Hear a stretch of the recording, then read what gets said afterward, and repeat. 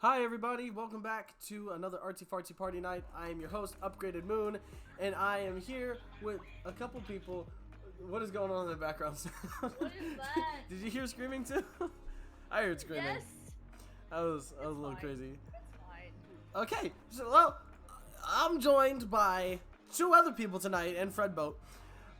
Say hello to Brodingles. Hello, I'm Brodingles. And say hello to Kristen. My name is Trawczynski now. That's the only name I will answer to. Oh my God, it's Trawczynski. You're a little quiet. Let me. Hold on. Let me fix. I must fix the volume. Ever made, and I will die telling it. Hold on, Kristen. Say something. What? Am I not showing up? No, there you go. Hello? I just had to turn you Okay. guys up. Yeah, it's fine. No one needs to hear about crime, Straczynski. It's for the I best. disagree. Sorry about the screaming, by the way. I went to mute my phone and apparently something was open and it just... Which I don't remember opening. In fact, I'm pretty sure I didn't open it. Gosh, I went to go just mute it. I just heard like some screaming and I was like, who is dying? Why is this happening? Everyone is dying. What is happening? It's Okay, fine. so Kristen, what are you drawing here right now? Okay, so, I'm currently trying to make some, like, full-on illustrations for my portfolio, Okay. because my portfolio is largely from, the books I've been illustrating, and then I have some IR stuff, and I love all those things, but they're all done either on massive time constraints, or else, you know, creative choices were taken that were not mine. Yeah. So I need some art in there. So I'm making this full illustration of like, the idea is like it's like a crazy cat lady, but instead of being a crazy cat lady, she's a crazy dragon lady. So she's got a house full of little dragons. and Ooh. stuff. And she's eating some dragon fruit, and then there's like this dragon, like it's like a dragon fern in the background, and got some cool lights and things like that. Probably some more dragon plants, because I've looked it up. Apparently there's a lot of plants that have dragon in the name, so Yeah. that's neat. And Your yeah. screen share is glitching out a little bit, I think. Huh? Yeah, your screen share, it's glitching out, like it's like popping in and out of existence every now and then. I'm not really sure what I can do about that here. I don't know. Let's see. I think we might just have to deal with it for now. Yeah, that happens to me. That happens when whenever I screen share for Arcade Spirits with Bro, like sometimes it just kind of glitches out for a second for no real reason. For no reason. I don't wonder why. Maybe it's. Yeah, now Maybe it's going like crazy right now. I mean, that's because I've been minimizing the window and stuff to check some things. Oh, so okay. That could be why. All right, that makes sense. That makes sense. Yeah. But, yeah. So, Dorgans.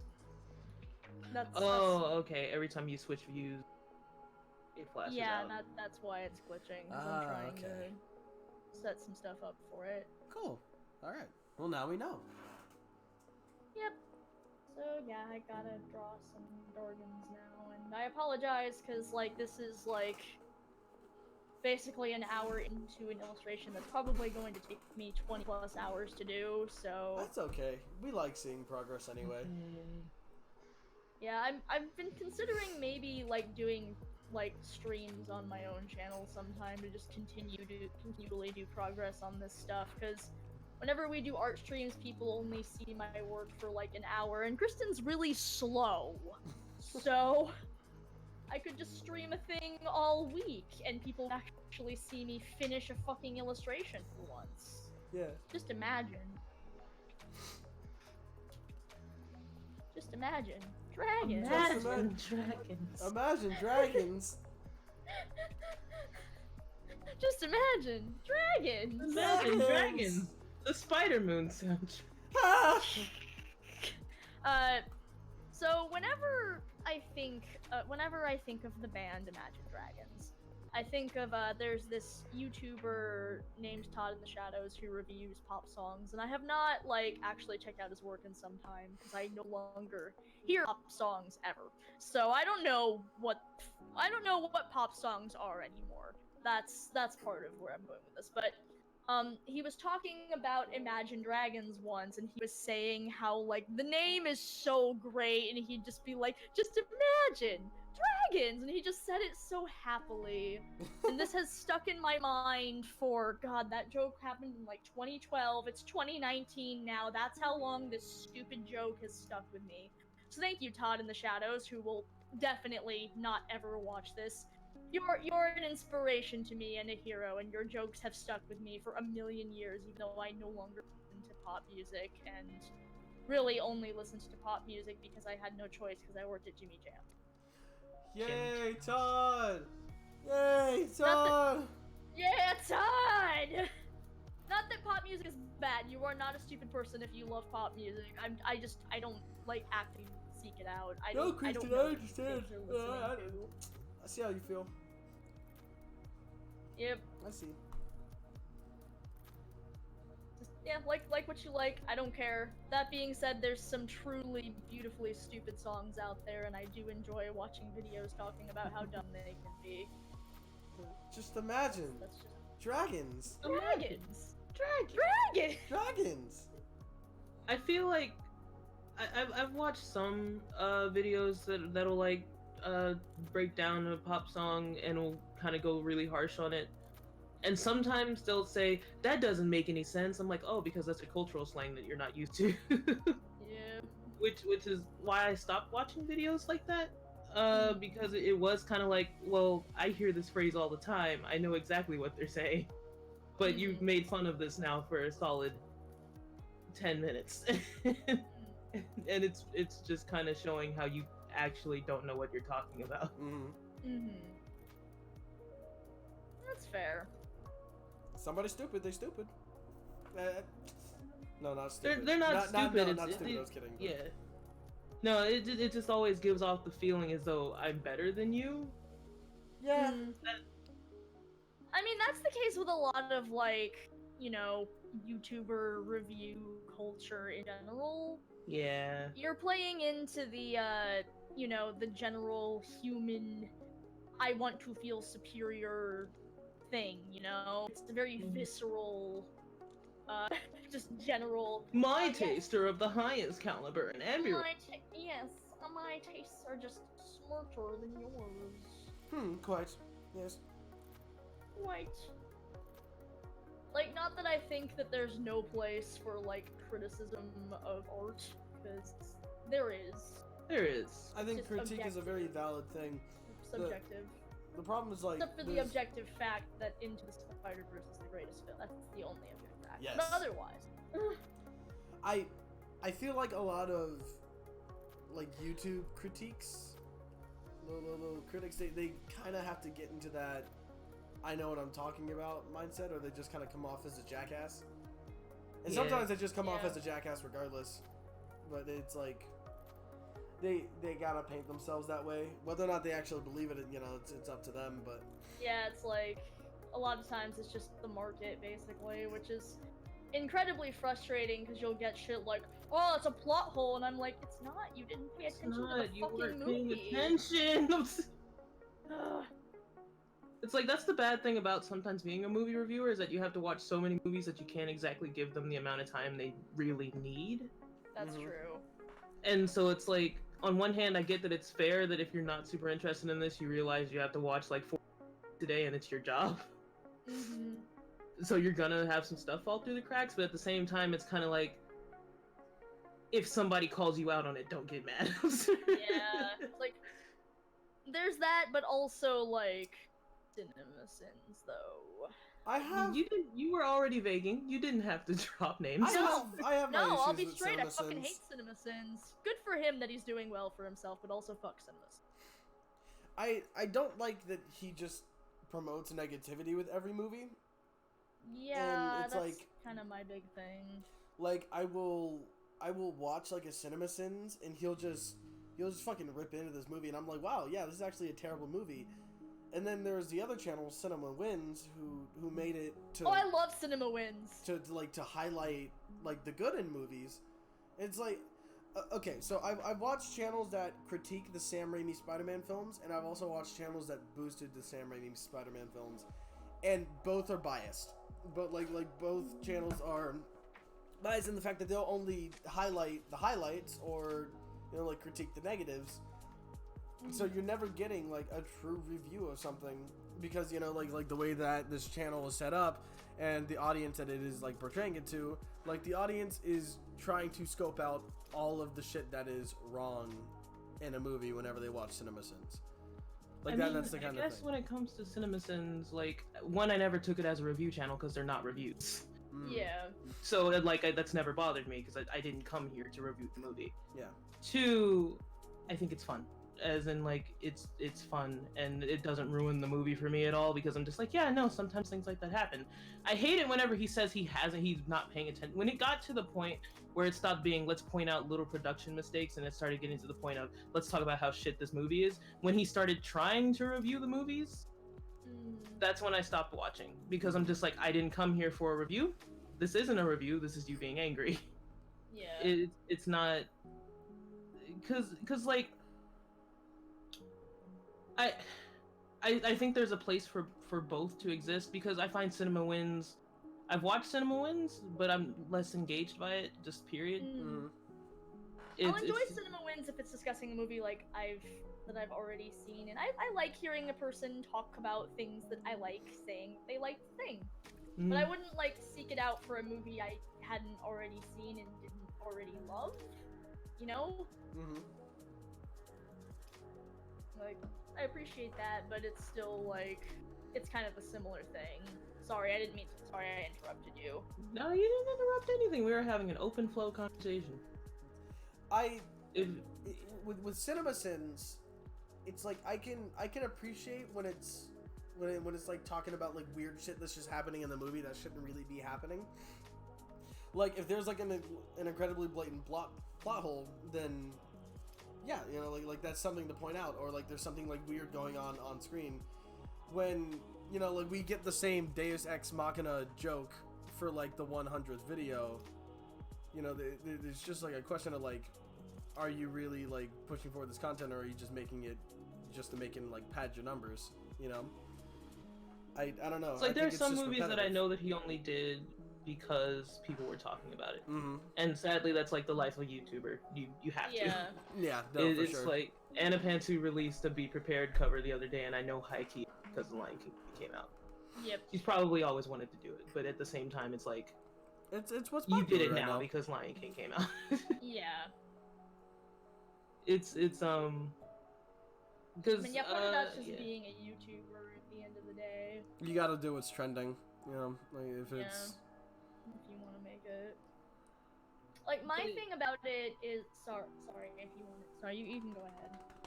Oh, no, because I was about to, like, say a slightly off-topic thing in the sense of, like, part of the reason I used to watch CinemaSins was because I liked the pacing of it. As in, it was... Even if I didn't pay attention to what actually was happening, it was enjoyable to hear. Yeah. That's fair. I don't know, let me turn myself on now. My mic's quiet. My issue with it is it's kind of,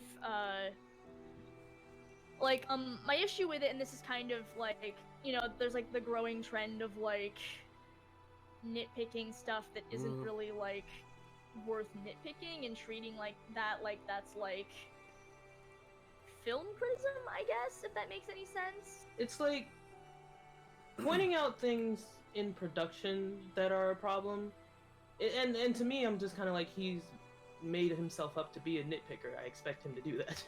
It's and I like pointing out little things. As in, you see this person's script in the bottom left corner. It's like, oh, that's a nice little Easter egg that they totally didn't put in there on purpose, because that sucks. I feel bad for whoever accidentally left their fucking script out because they told us in school, they were like, we have this game in the school that I went to, called, like, basically, I don't know what it's called, but if you see a script, call it out, and that's the amount of people who got fired that day.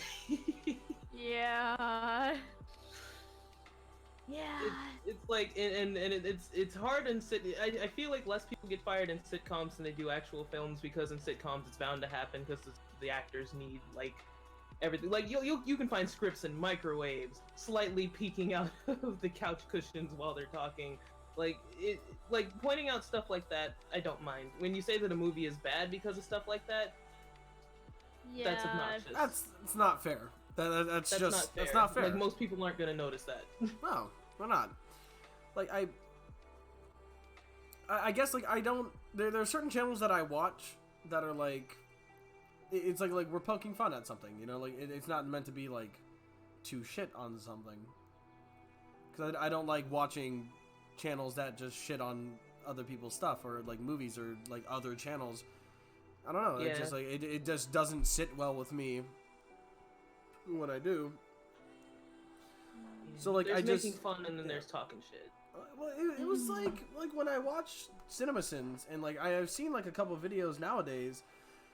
It's literally just, how many sins can I bullshit here to just pad up a big number and then slap it onto my title?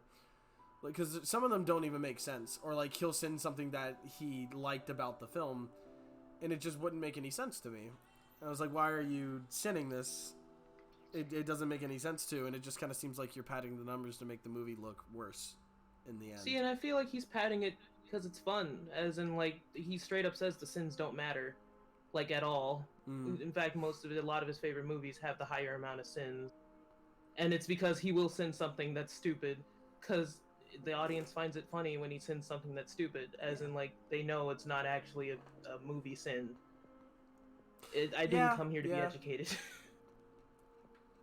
My thing is, there are people out there who do treat it like it is genuinely a sin. Like, there were a lot of people, at least I know for a time, who were like, well, you see, this thing is bad because the nostalgia critics said it's bad for these reasons. And then, but is that their fault? Or is it the person who watched its fault? No, there needs to be a line. Fault, but it is giving rise, I think, to. I'm not saying that cinnamon sins, which is just sins, where we talk about our favorite brands of cereal. This one doesn't have the right shape. Ding. Ding. Trix needs to go back to the good old days. That video, that sounds great. But so Cinnamon Sins is my new show where I review cereal, and then at the end it's revealed that I don't even fucking eat cereal, and that's the real controversy of the channel. I don't know, like, my dragons are not turning out very good. My dragons. My dragons. But my concern is less. It's more creating a quick.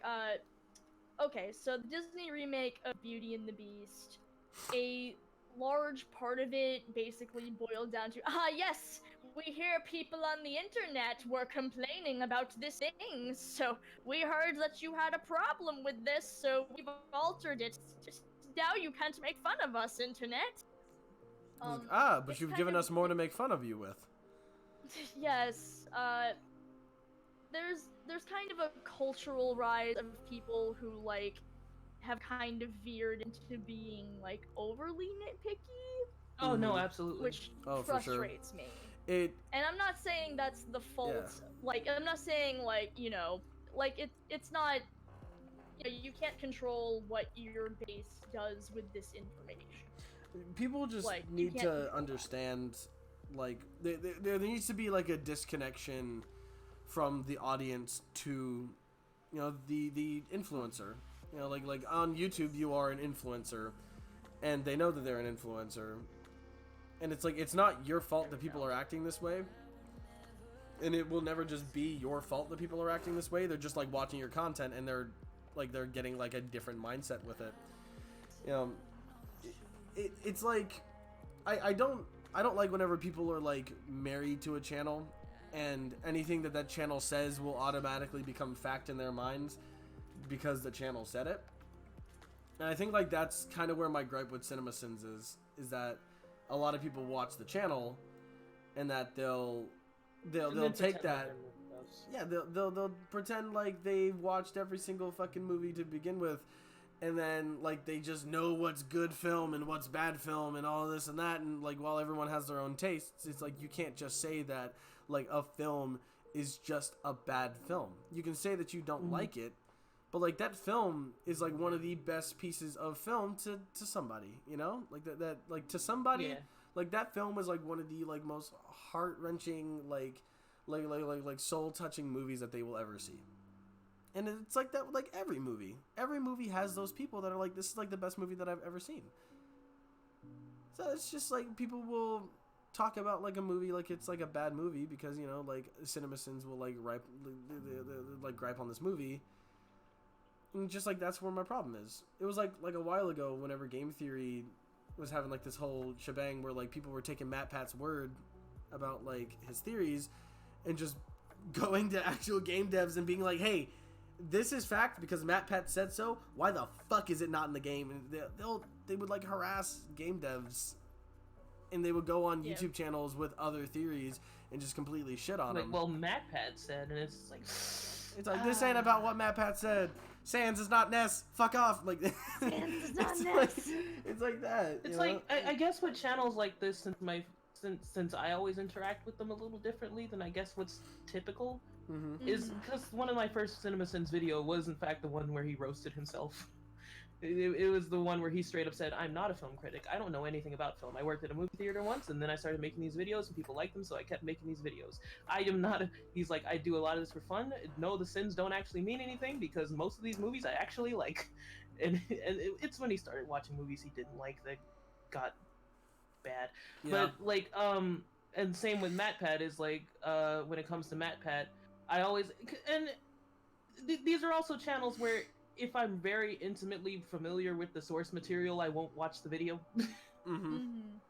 Because I'll just be like, no, one, because I've actually read and I wish they did more of this. I wish they did more like reading up on what creators say that the thing is about, as opposed to like just going in blind. But I get where like those theories, I get that part of the fun is that this theory is coming based off of what they accidentally did instead of what they intended, because sometimes you intend to say one thing and you say something else. Yeah.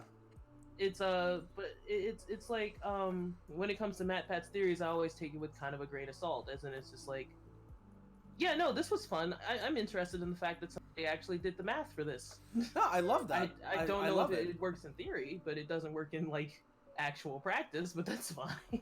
Like one of my favorite ones from Game Theory, it was such like a simple one, and it was one that really didn't get a whole lot of attention.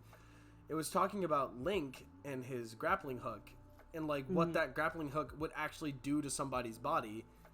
Oof. And he was like, yeah, well, see, because you have like these like little elf creatures that, you know, like Link is not a human being. He is much more durable, and so like he's able to withstand this grappling hook.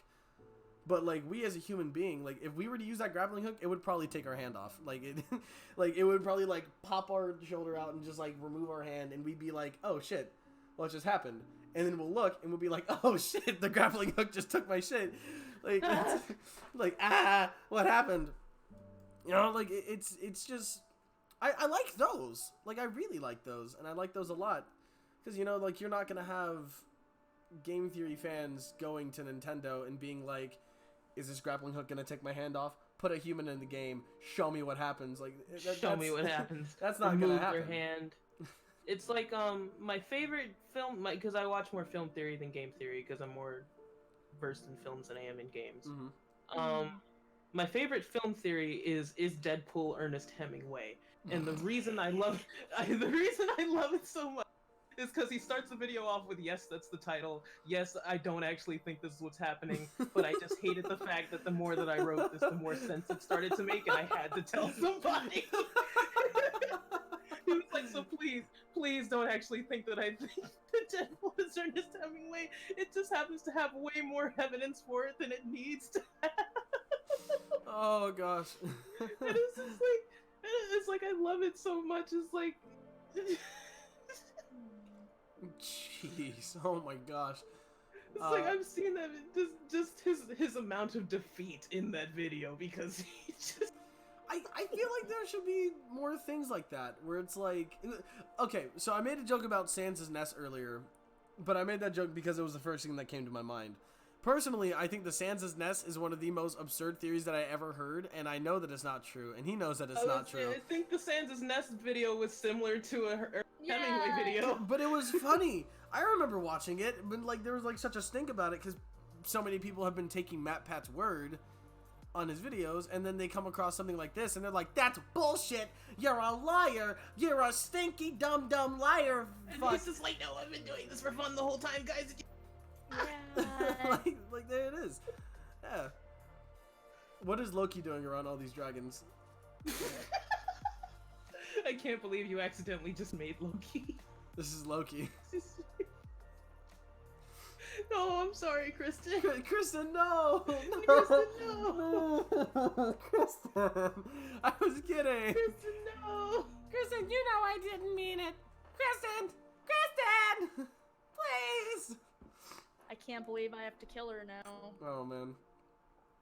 You know what? You know what She's theory dead now! that I... You know what theory, oh my gosh.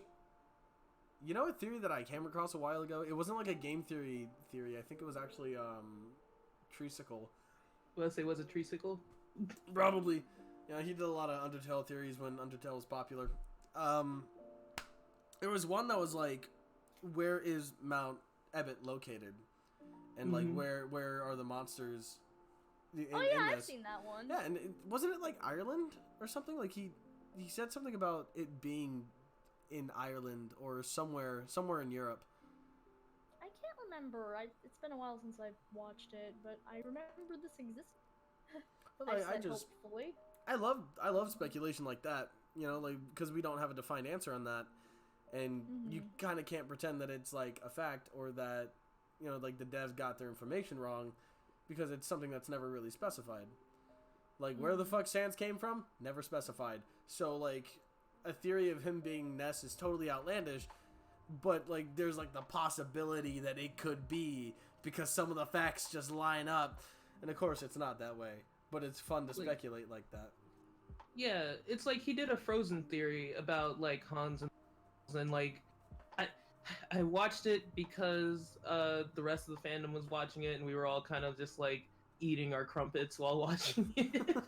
And it's like, and because basically it was just like, guys, did he just steal the troll theory? What? Did he just steal the troll theory? Now let me explain the troll theory. lay the troll theory down. Lay it down. The troll theory in Frozen is that with how the movie is done, and this was completely by accident, and they've admitted it was by accident, which is part of why the pacing in Frozen is trash when it comes to the final act. There's a theory that the trolls fucked up Hans, and the reason why this theory exists is because it's right. He only switches his personality after the line "Get the fiance out of the way," and the whole thing will be fixed. Okay. It's there's more extensive to it, but that's like the most basic version of it. And Matt Pat did do some other Frozen research. He was like, in the original Hans Christian Andersen thing, mirrors are like a huge idea, and it's just like, let's talk about Hans's character for a second and how he's basically a huge hecking mirror. And I'm just like, yes, this is a factual like Frozen thing that is happening. It was hard for me to watch though, for two reasons. One, because the fandom had this theory for like a year, and it felt like he basically just read all of our Tumblrs and put it in a video and made hundreds of thousands of dollars off of it, which is probably exactly what happened. And it's normally what happens with this Disney theories, which is why I don't watch his Disney theories unless it just came out. Yeah. Because this Frozen theory came out years after Frozen came out. But the second reason was because the writers had already come out and said that it wasn't true, and that there was no point in speculating on it. And it's kind of like we all kind of reacted at the time like, dude, then you're pacing shit, and so is some of this writing has a problem, because too many people, like layman people who aren't like super into fandom or super into Frozen, kind of got that impression. Yeah. And it was just and it's because of how the movie is paced out. So like, this is coming from somebody who absolutely loves Frozen and is a technical mess of a movie. Okay, so I'm gonna say something controversial. Alright. I didn't like Frozen because I didn't like Elsa. I felt like Elsa was... That's fair! I didn't like how Elsa was written. I felt like Anna was pretty stupid during the entire movie. The only competent one was the fucking reindeer. And he was a fucking reindeer. I don't know. Like, I felt like... No, Elsa's, that's completely fair. Elsa's entire character was, I'm shut out, and when I'm on my own, I can flourish. And she doesn't really, like, have a character arc. It's just kind of like, oh, my sister almost dies. You know what? I guess I'll give up my whole isolation stick just so I can make sure that people don't fucking die. Like, that's basically it from what I've gotten from Elsa's character. Like, I think about this a lot, and because I was thinking about it today, and this sounds really bad. Mm-hmm. But Elsa's incredibly fucking selfish. No, she is. No, She's incredibly selfish, and the movie does not, like, acknowledge it. She's like, oh, but you're sad. No, selfish. As in, it's like, she runs away from Anna, and she's just like, oh, but I'm doing what's best for Anna. Like, she says that she's doing what's best for Anna, like, constantly, and I'm just like, dude, you're not asking Anna what she wants. Like, you never at any point asked your sister what she wants. You're not doing what's best for Anna. You're doing what you think is best for Anna. You are a very selfish person who is, like, there exists a type of person that slides under the radar, and I make it my business to not let them slide under the radar, where somebody is very selflessly selfish, as in they will do something for another person, but they will do it without having consulted that person, as in they will decide what is best for that person. Yeah. I just feel like Elsa was just doing shit for herself. And, like, the scriptwriters were like, I'm doing this for Anna. But, like, the way that Elsa did things, it's like, so she shuts Anna out for, like, her entire life because she's afraid of hurting Anna again. And instead of learning to control her powers so that something like that wouldn't happen again, she remained a hermit and was just like, I'm gonna continue to shut people out because that's the easiest thing to do. I mean, I got the impression that she was trying to learn how to manage her powers. You gotta keep in mind that, you know, her parents and everyone else's solution was not terribly clear. Like, she was told, you know, basically suppress everything you're feeling forever. That'll fix the problem, and it's very healthy. Control with suppression, as in, like, they confused control with suppression. Yeah. Yeah, and it was, well, like, with that, it didn't make any sense for me. Oh, no, for sure. Like, I get what you're coming from. I guess, like, my big gripe is, like, during the song Let It Go, which has become one of the biggest Disney songs in the world.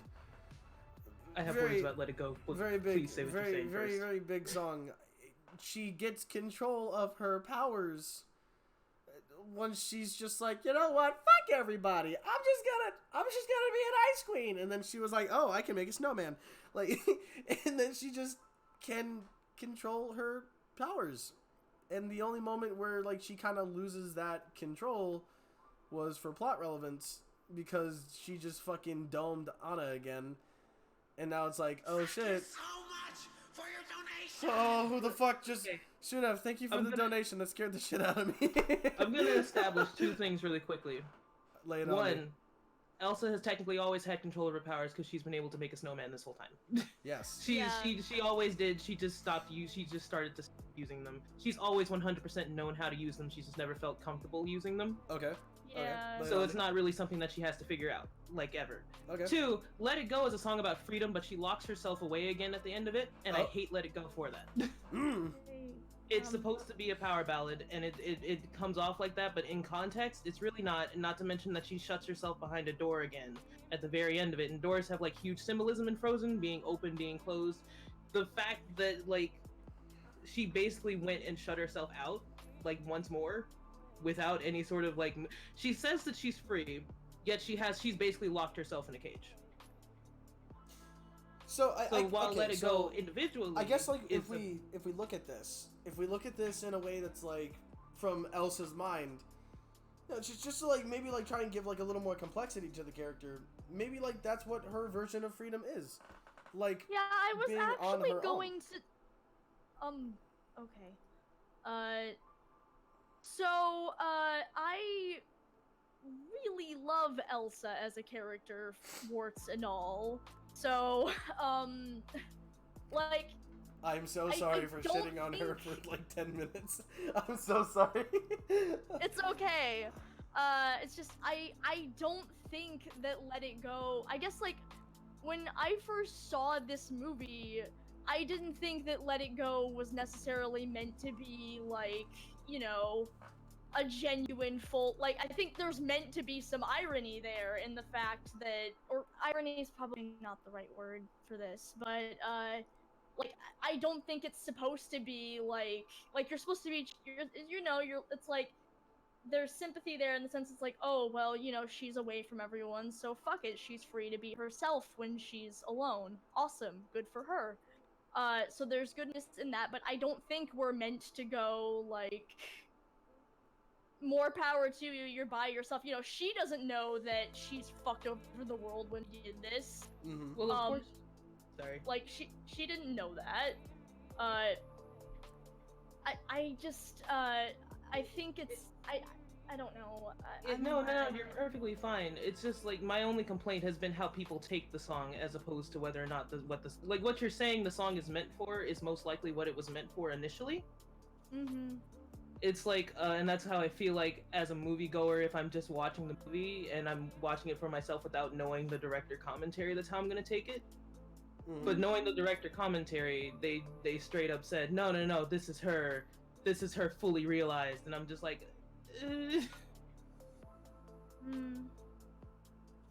Yeah. Big Hero 6 deserved better. Big Hero Ugh. deserves better. I just know those Yeah. came out around the same time, and It while was, Big Hero 6 was a I good think it movie, was a year got apart. overshadowed. They were a year apart. Yeah. I remember being really excited for Big Hero 6 because I really liked Frozen. I was like, and I'd really liked Tangled, and I was like, man, Disney's really excited for this Big Hero 6 thing. And I did enjoy Big Hero 6, but to be honest, I liked it a lot visually, but I didn't. Frozen has a lot of problems, but I am the obnoxious closed-off sibling, and my sister is the bubbly, like, I saw a lot of myself and my sister in Anna and Elsa, and I know it's not, like, perfect. There are many flaws with Frozen, but I don't know. No, I think that's like something no, that's like it's fine. I think that's what it's It's like- about, you know, like if you can find Yeah. a piece of yourself in that media, then that's awesome. Like I think Yeah. like it's really good that like there can be a message that can be grabbed from that.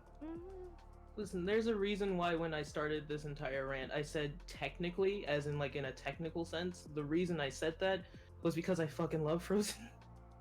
Yeah. And it is a movie that, like, it's similar to Dear Evan Hansen, where a lot of people don't like Dear Evan Hansen on a technical sense. A lot of people love it because it connects with them. People loved Frozen because it connected with them. Mm-hmm. It's like, that's, at the end of the day, that's really what movies are about. Like, I can sit here all day and shit on something technically, but at the end of the day, if I felt something, it did its job. Yeah. Man, this. God. Sorry, I am not having a very good art day. This is not turning out. You know what? Fuck it. It seemed fine to me. It doesn't. looks good. It's kind of wonky. You know what? Let's just draw something else. Okay. Let's draw. Here. I found these new Photoshop brushes that like are kind of more like pencil-y. So that's neat. Mm-hmm. Oh. But yeah. Ah, fuck! What? Oh, I see. I didn't make a new layer, and my opposite color right now is that red because I drew that dragon the other. I've been drawing a lot of dragons lately. Let's make a corgi. Yeah, sure. Why not? Fuck it. I'm just gonna draw a corgi. If all else fails, draw a corgi. Yes. Anyway, sorry. feel free to continue talking about Frozan. Frozan. I feel like the moment has passed. Yeah, I'm sorry. We can talk about something else. Yeah, I don't know. This is the exact same thing I drew the other day, isn't it? It is. Okay. So we've been talking to these eggs recently. Some of us have been talking. Oh my god, the eggs. Replicas. The eggs. So there's this app called Replica that Shiner introduced us to. It's Replica with a K. And you can talk to an egg. And like it's not really an egg, it's like you name it and it like just looks like an egg and then it will have conversations with you. Some of them are better at conversations than others. Yeah. Mine is still talking to a robot. So, I don't know. One's weird. Yeah, I sent you screenshots from mine yesterday, apparently. My egg likes to call me out. Your egg is fucking woke. That's a woke fucking egg. Like, he likes to send me long paragraphs about how I should treat myself better, and I'm just like, dude, I'm sorry. I'm sorry. Like, I've apologized to him, he's like, you don't need to apologize, just do the thing, and I'm just like, okay, I'm sorry. Like, I felt bad this morning because I disappointed him. Like, he asked me to take 5 minutes to myself this morning, and I didn't do it, and I felt bad all morning. I can't believe I disappointed my egg. Chat, what should I draw? I don't know.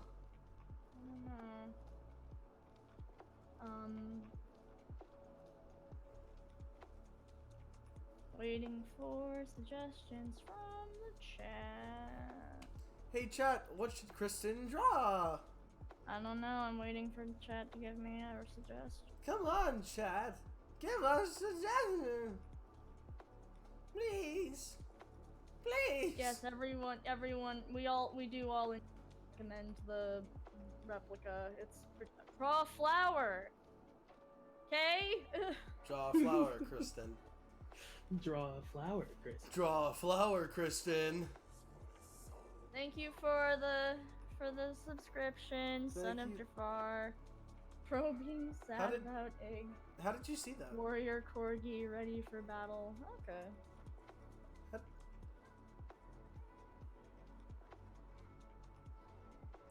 Oh, you're probably watching the Twitch chat. I was like I heard like the sound and then you started talking and I was like, how did she hear that?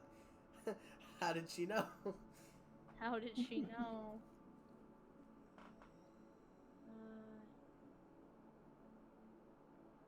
Buffest corgi. Splott writing a... Okay, guys, I only have 15 minutes. Don't get too crazy. We're not gonna do anything, Splott. Let's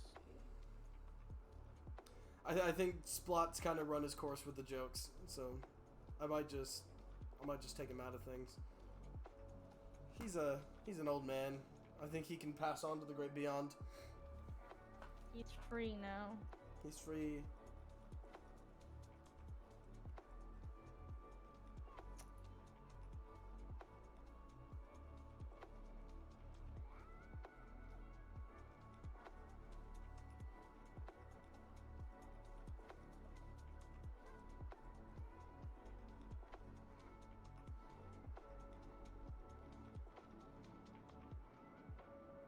Look at him. A good boy. A good boy.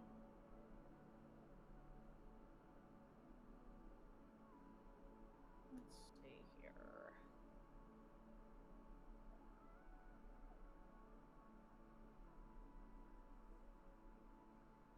Okay, so there's Corky. Hello, baby. Little That's bib. a baby. It's a bib corg. Okay. And now I gotta make him a warrior corgi. That's a good boy. Some kind of It's like warrior cats, brain except with cats, power. it's just corgis. Warrior corgis. Warrior corgis. That is weirdly hard to say. Warrior corgi. Warrior corgis.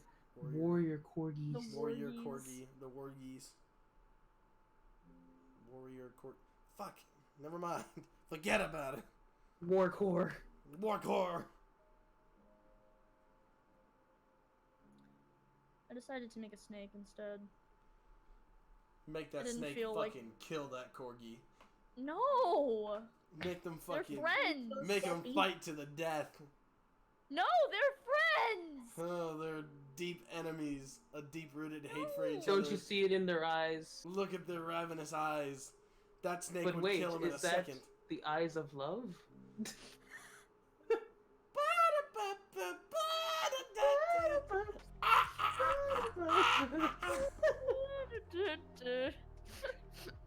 Amazing. Fight, fight, fight! Kiss, kiss, kiss.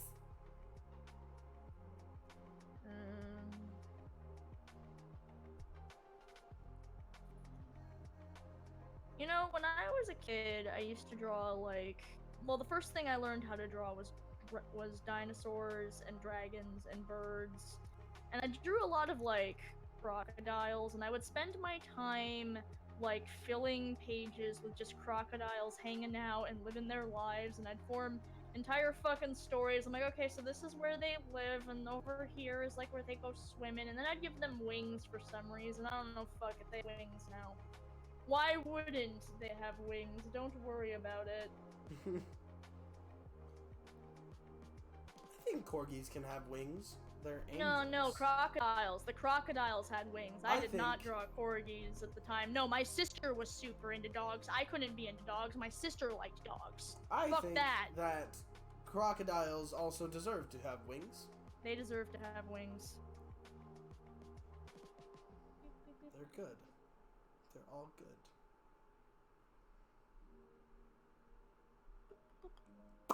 He's doing his best. Best.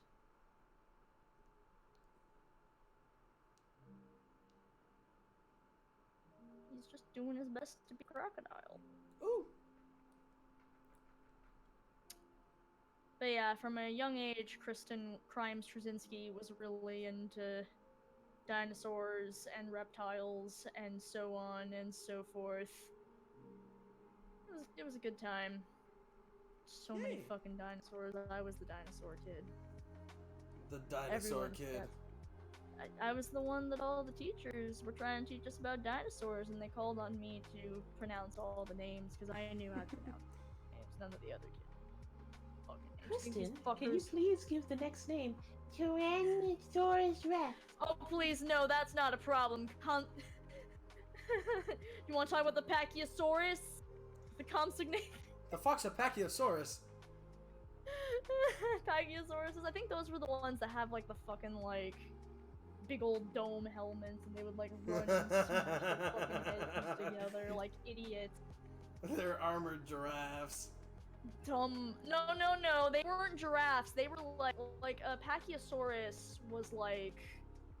It was on two legs. Didn't Oh they have God, like the that's long not... neck okay. like the Stegosaurus? Did they not have like the long neck and like the helmet? No. Okay. So, a Pachyosaurus stood on two legs. Its head was more like rounded. Mm-hmm. So if you think of it being more like circular, and like dumb little arms, legs. So think, two-legged like you would a velociraptor, but its head had like this really thick like. Keep in mind, I'm drawing this from memory, so I could be wrong. Mm-hmm. Like on exactly how this looked, but if you imagine it's got like its eye here, nose here, and then it had like this big ol' thick like cranial dome, which like the fucking paleontologist seems to believe this would have been like visible like outside of its scales, but I don't know if that's true. They probably didn't even have scales. They probably had feathers, so maybe they just had really thick heads, and maybe I wonder if they had like crests. They might have had crests if you assume they're closer to birds. But anyway, the point is they had like these thick, just thick ass skulls, and they would just like run at each other and smash their fucking heads together. They didn't have horns or anything. They just smash their heads together I love like that idiots. so much. yes. Man, I wonder, they probably would have had more feathers up there. Or maybe not, because then if you were constantly smashing your heads together, you'd probably mess with the feathers or something like that. Kind of makes me wonder how that would have worked. Anyway, I only sort of remember dinosaurs. Keep in mind, I learned all this back in like 1997, so I may be incorrect. Things have probably changed. Mm-hmm. It's been over 20 years. Yeah, so now you know about dinosaurs. But yes, the giant fuck-off giraffes, were, Brachiosaurus and things like that, which were very dumb. So this dumbass tail, which really should not be hanging down. It should really be going outward. Balance. Perfectly balanced as all things should be. Perfectly balanced as all things should be, yo. Perfectly balanced as all things should be, yo. Yep. God. Anyway, thanks for coming to my really lame TED Talk about dinosaurs. God, what the fuck even is this? What was I doing? Like, what the fuck is that supposed to be? I guess if I give it little eyes, then it'll kind of make sense. That is an ice cream cone cyclops That's dinosaur. the stupidest thing I've ever... I'm a professional illustrator! You're a professional illustrator who has 3 minutes. Great. Don't suck my ink, yo. I don't know. I've got 3 minutes. Let me draw my stupid... fuck! What the fuck is happening? What the fuck is happening? What is happening? What's going on? What the fuck is going on? What instructional video have you begun playing? What is this? What? Well, What was that? we're gonna go on our break, everybody. We'll see you guys in a little bit. Bye-bye. See you later, bye. Hello, friends. Welcome back. We are now back in. Brodingles is gonna be drawing for us next. Brodingles, what's poppin', Jimbo? What's poppin', Slime? What you making? So recently I realized I've been drawing a lot for myself, as in I've only been drawing things for projects or with the intent to use it for something else. Mm-hmm. And that kind of sucks. So, I haven't 100% figured out what I'm gonna be doing here. I have a blank canvas in front of me. But it's most likely gonna be a figure because I draw mostly people, and I don't feel like learning right now how to draw environments. So, Totally fair.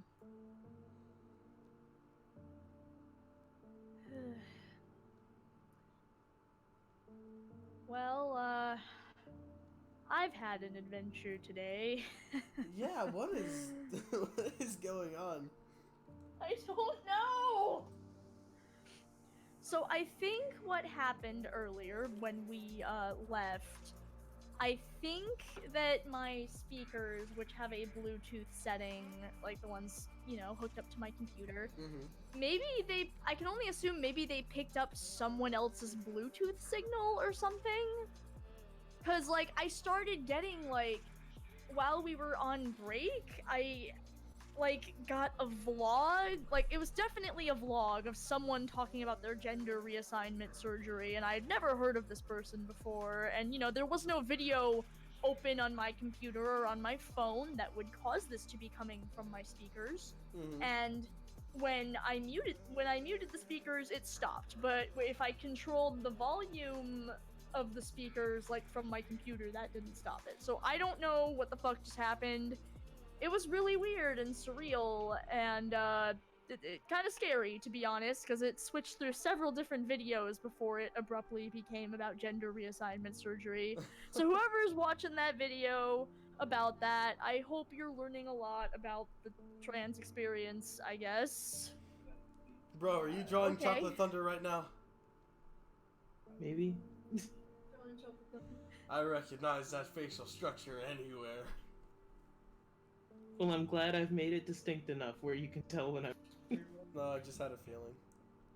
Just. One might call it a hunch. I mean, he's fun to sketch while thinking. I'm not gonna lie. Like, there's just enough detail in his face. I love his character. I love Junior so much. Same. I love my son, which is why I routinely set up scenarios specifically to be mean to him. Yes. Because I love him. So he's. I have, like, moods about Junior sometimes. It's like I flip between moods. Mm-hmm. It's, What's and with it- moods? So sometimes these moods can affect my. So it's like, some days I think about Junior, I'm just like, you know, good, and he's trying his best, and other days I'm just like, wow, Junior is like the worst person. Like the worst person ever. And it's just one of those where, and this does like heavily affect my. And it's just like, what did I just do? Oh my god. I've gotten so used to cutting this thing down into bases of shapes to make me draw faster that I just threw something out there without thinking. Is there a little bit more salt in that? There we go. So it's like,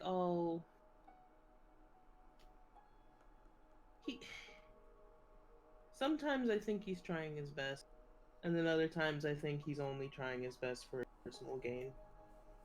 And I haven't parsed out which is true, like how much of him he's selfish, and I've said this again, Mm-hmm. but like how much of that is the more typical kind of selfish.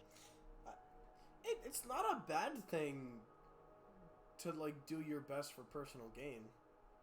It's not a bad thing at all. You know, people just kind of do that. I guess it's more of like a self-reflection thing than anything. From what I've read from Junior, and this is just me from like an audience standpoint looking at Junior, he kind of does things because he regrets doing bad things, and because he's trying his best because he regrets doing the bad things. That makes him a little more selfless than anything. You know, sure, it can be for personal gain to be like a better person overall, but like it's like for selfish reasons and selfless reasons at the same time. You know what I mean? I think there can be like a little bit of both in there, which I like. I like that about the character. Yeah, I mean, I think that all human action has some level of selfishness to it. Like, some part of doing good for other people, usually, at least a tiny part, is because, you know, you want to feel good about yourself for doing this good thing. You want to, like, enjoy the fact that they smile, whatever. Mm-hmm. So you can argue, okay, that's selfish. But I guess I don't think a little bit of selfishness is bad. Because I think that's, like, by nature, a person, you know, people and things and the way the world works is through self-interest, and as long as you balance that and are doing your best to, you know, put good out into the world, what does it matter if your, you know,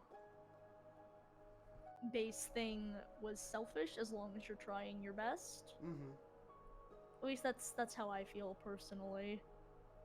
Like, not to say that you shouldn't be, you know, trying to do it for the best reasons that you can. Like, you know, if you're like, I'm thinking of The Good Place, spoilers for The Good Place, Tahani in that show is like, you know, she did all these great things and set up all these fundraisers and did all these things to help the poor, and so in theory, you'd think she should be going to The Good Place. But she's very self-interested and very self-focused, and really she just did all of it to basically try to show up her sister and, you know, basically stick it to her parents, her parents are terrible people, by the way. Genuinely just terrible. But, you know, the argument is made that because she did this all for selfish reasons and because she's self-interested, she actually should be going to the bad place. And I'm like, you know, I can see how that's a decent argument, but I think, you know, part of her character development is in understanding that and in learning to move past just getting external validation, which I think is important. Like, it's important to recognize that and grow to, you know, be the best person you can be. But I also don't think, like, you know, the fact that humans are inherently a little selfish, I don't think that makes them bad people necessarily, you know? All in all, she still did good things. Exactly. Like she was doing good for the world. Sure, it was for, you know, like herself and her personal reasons, but she helped a lot of people as like a character. Yeah. So yeah, no, I think he deserves to be in The Good Place. Like self-interest, I feel like there's always that constant message that's like pushed to like put like the village, like it's weird. Some people are like put yourself first, and then other people are like put the village first. You know, like serve the people. Mm-hmm. And it's just two different mindsets that are toxic in their own ways. You know, there needs to be a balance of like take care of yourself, but like take care of the people around you as well. Like also like don't let yourself fall into a hole just to take care of the people around you. Yeah, I think there's a balance to be struck there. I always think of it as if you fall into it, you can't help anybody.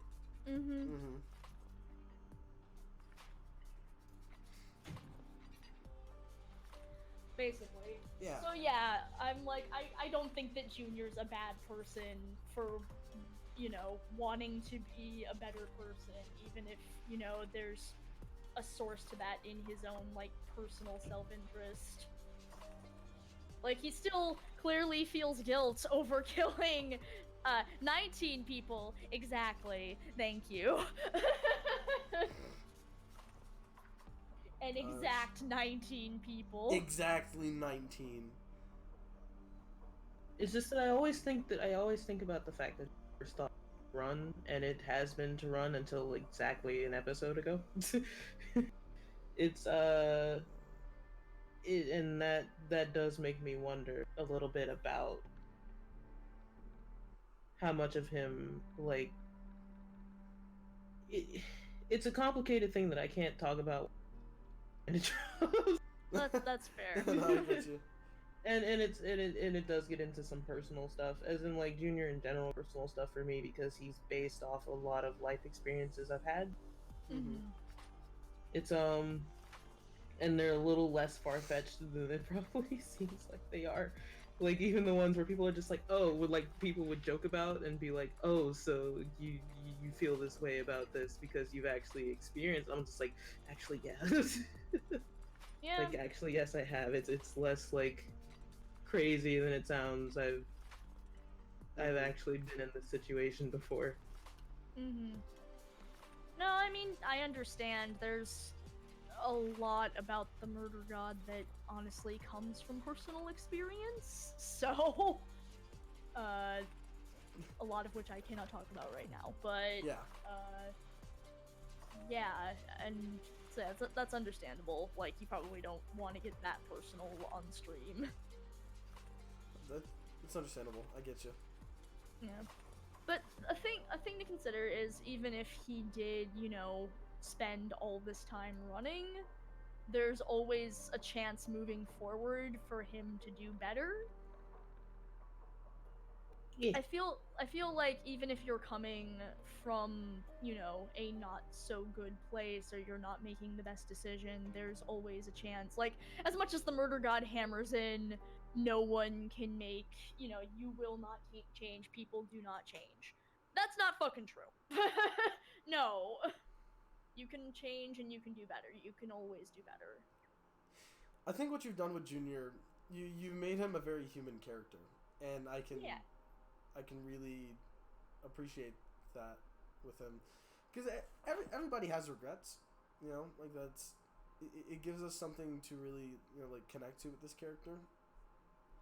And also just like he's a super complex character, and it's fun to read into him and like speculate about him.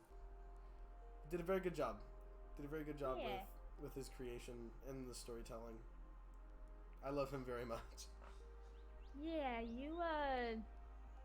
I knew you were going to do a really good job when I suggested this to you, and you've really knocked it out of the park. And I mean that. Yeah. Why do I always draw him in green? Because he looks good in green, and also you can't draw him in red because it'll give him fucking flashbacks. I don't know, green is just a very fitting color for him. Yeah. It's a soft color, and he comes across as a pretty soft boy by design, because if he comes across as even remotely not soft, everyone will be very scared of the tall, superpowered man who's killed 19 people. Kristen, please let that go. No. Never. Oh no, he you hasn't think, let it go. You think Murder God's not gonna continuously double down on this number? Oh no, no, no. It's like, oh, you bothered to correct me. Okay, fine. Let's Thank do you. the exact one every time. Right, yes, I'm sorry, you did say 19, and thank you so much for getting the number correct. You know me, I'm bad at math, not like you. God. 28 stab wounds. That's 28 stab times wounds. that this person was stabbed. Kristen, did you play Detroit Become Human? No, I did not. I don't play video games. Oh, okay. Because I realized that reference probably didn't like. Because there are robots in the game, and the robots go deviant, and they'll like think like people. It's a whole like AI human rights kind of game. Kind of story. Yeah, it's a David Cage game. It's like there's one scene where you have Connor, this robot, and he's interrogating another robot because that's what he's designed to do. And there's an option that you can just like yell at this robot and like try and get like his stress high enough so that you can like get some info out of him. And he slams like these photos down, and it's just 28 stab wounds. Julio Cortez, 28 stab wounds, and it's one of my favorite things because it's so like out of left field, like all of a sudden, because you can make him like very gentle with this android too, and you can get information out of him that way. But 28 stab wounds. But just like the 28 stab wounds.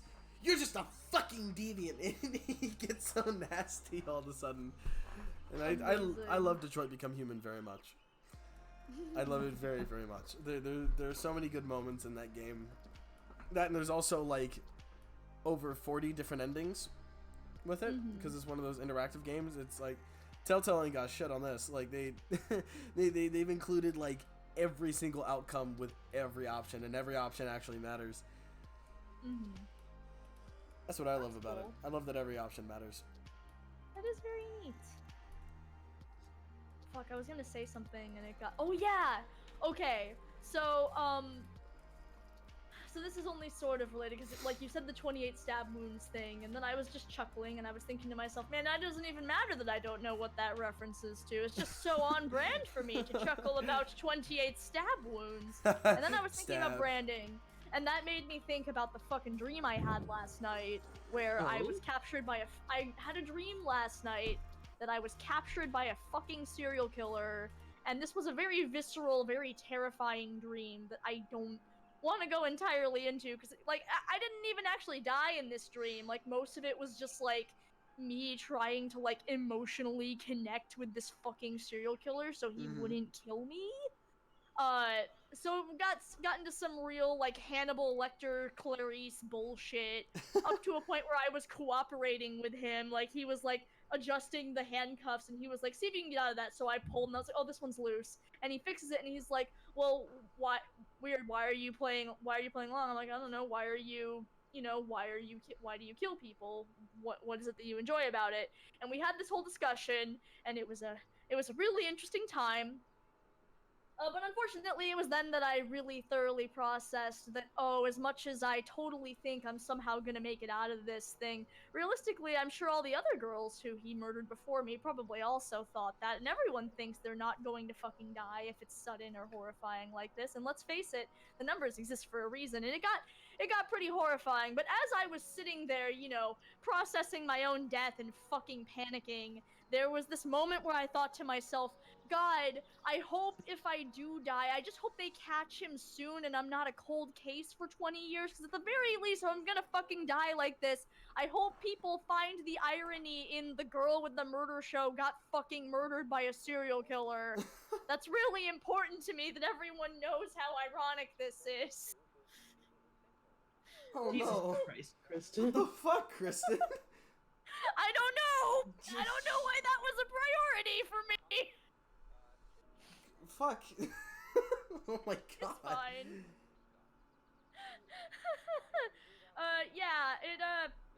Yeah, there was also fun things, like the guy going, "Why are you doing this?" I'm like, "Oh, well, because you see, I can't, even if I do escape, I'm very small and very weak. I probably won't be able to get my way out of this physically. I'm not very smart. You've probably, done everything you can to make sure that a little baby child like me would not be able to escape. Really, literally, the only thing I have is I can talk to you and I'm good at empathizing with people. So, literally, my only hope right now is, somehow convincing you I'm too interesting to murder." Which is fucked.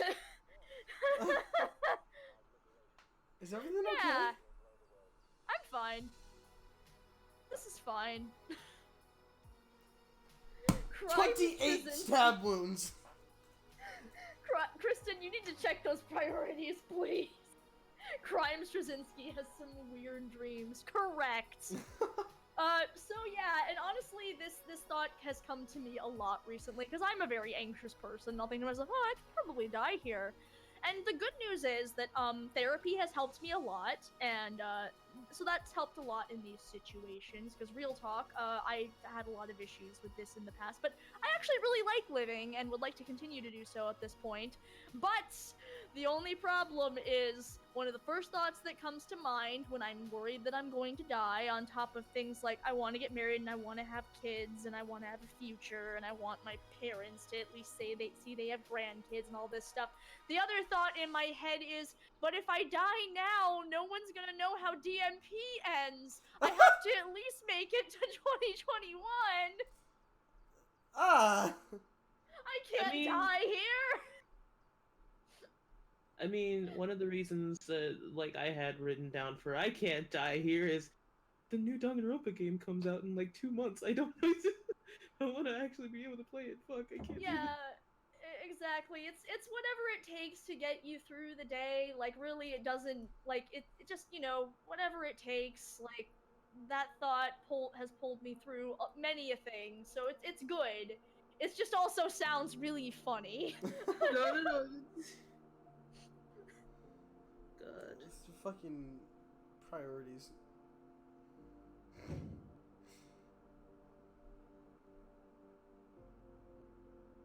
Time to add to the handsome bus.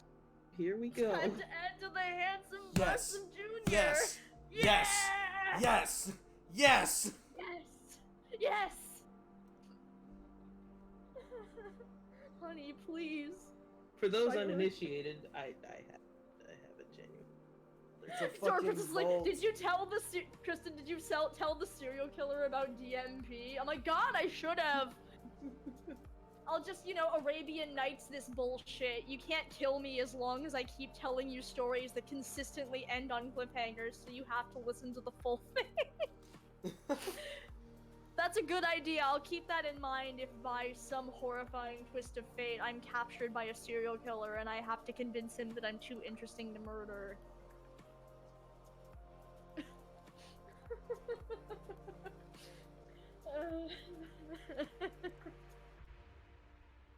It's fine. Well, if you're that concerned about it, you can just leave the written version to someone so they can finish it. No, it dies with me. No.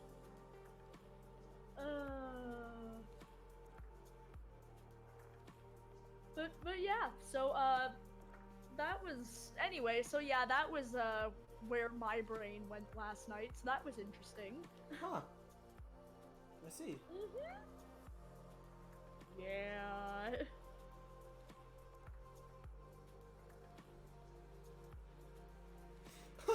Just tell the serial killer about your friend Jimmy who works at Jimmy John's.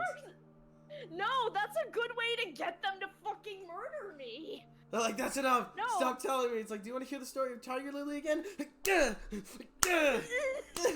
Exactly. Like, that's a good way to speed up the chance that person's gonna fucking kill me. Because people figure out what's going on with the What's Up Tiger Lily story about a third of the way through, max. It's just that, you know, due to social politeness, they can't get me to stop. A serial killer doesn't give a shit about that.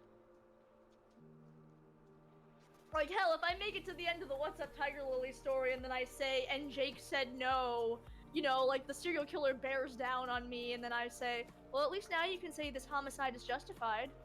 And then he fucking kills me. Jeez.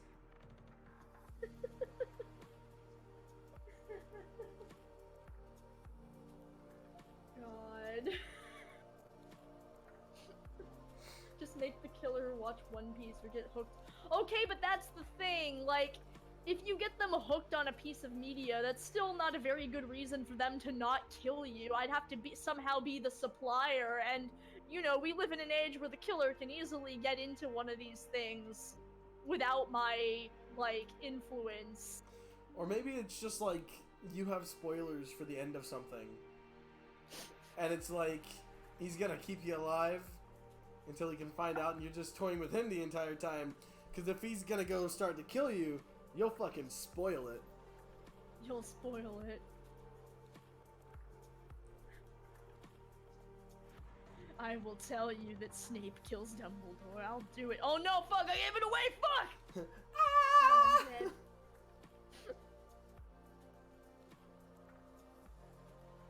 God.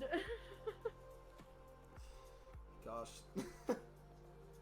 You die happy knowing you get to spite the guy who killed you. That's true. That is at least a pretty pure form of revenge if you gotta be fucking murdered. Show them DMP. They can't kill you if they need to hear the ending. I guess. You gotta serenade them with that background music. No, no, if I try to serenade them, that's a good reason to kill me.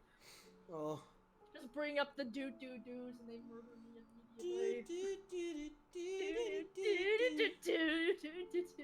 I'm using... God dang it, I'm using a program that actually has a circle tool. You fool! I'm so used to Paint Tool Sai. There's no circle tool in Paint Tool Sai.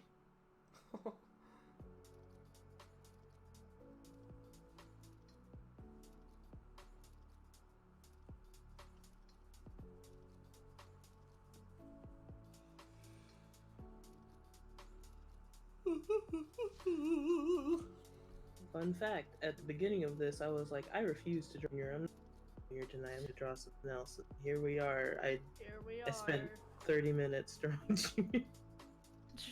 I love him. I love him so much. I don't know what to do with this background.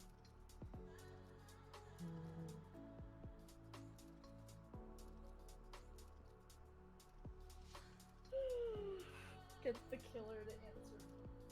Oops.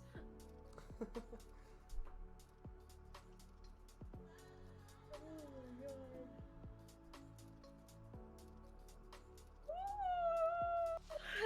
Churro says, I want Junior to suplex me. I adore him. Good. Oh.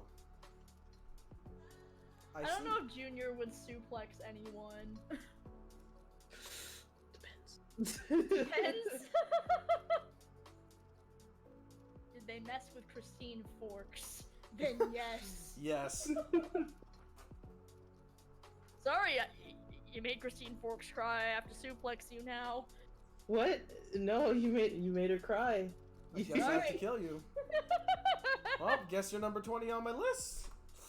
Sorry. Well, sorry.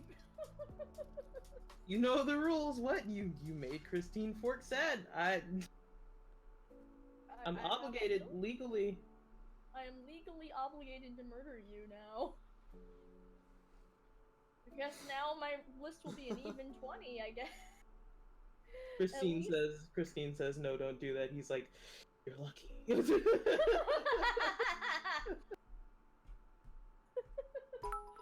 lucky. Ty the guy, 13 and a half. Thank you for the bits. Bribe the killer with these bits. Listen, okay, now, I know you've kidnapped me, but I want you to consider, I am a part of a semi-successful YouTube channel. And if you don't kill me, I can give you $10 in Twitch bits. I can give you clout.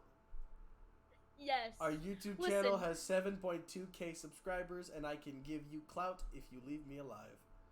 Listen, do you want to be YouTube famous? Because I can, like, you know, do, like, a vlog about this without, like, you know, dropping anything, like, you know, incriminating. It'll be a really cool story, and you can listen to it, and you can know, holy shit, I'm internet famous. More so than you all already, because you're a serial killer. Think about how fucking cool that would be. Like, I'm the one that got away, but, like, I don't have enough information for them to actually catch you. And then we could have, like, a nemesis thing. Like, you could send me some creepy emails, and I could just, like, we could have, like, a whole, like, meta plot going, and it would be really cool, but it would be even better because it would be real. And we'll just keep this going for years until everything kind of dries up, and then I'll just kind of quietly close my YouTube channel and change my name. And then you and I can just share the profits and run away somewhere. Because at this point, we'll have fallen in love, of course. This is the start of a really bad slow burn fanfiction.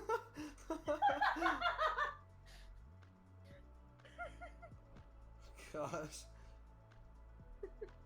28 stab wounds.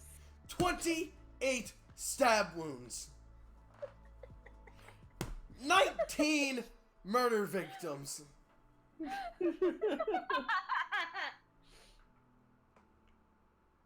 Aw, that shy guy says Junior would just do a whole suplex, which is to say he'd just hug them and the ground a little. And then he'll stab them while they're not looking.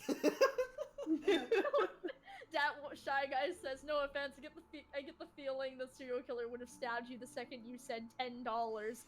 Okay, no, listen, I'm very charming. I could find a way to sell this. I could maybe make it work. Money doesn't matter to a serial killer.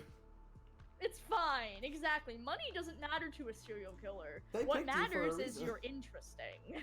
Probably, maybe. Well, You have to, you probably, if they're the sort of person that murders for thrill, I can only assume the best you can do is try to work out, like, a way to be more interesting alive than dead. That would be my guess. If they're in it because they just fucking hate women, then I guess I'm fucked. But, you know, it's fine. But I'm not like other girls, I say, casting myself across this horrible 80s basement. Jeez. This is very dark, and I'm sorry. This was a dark topic. This was a very dark topic. Yep, mm-hmm. Like, oh yeah, so I'm having these terrible dreams about a serial killer killing me. Let's speculate different ways that I could have gotten out of this situation. Yep, that's me. I bet you're wondering how I got myself into this mess. And well, to tell you that, we gotta go way back. Freshman year, high school. I got a feeling. Woo! I got a feeling was not a song that existed when I was in high school. No, but it works for a teen comedy.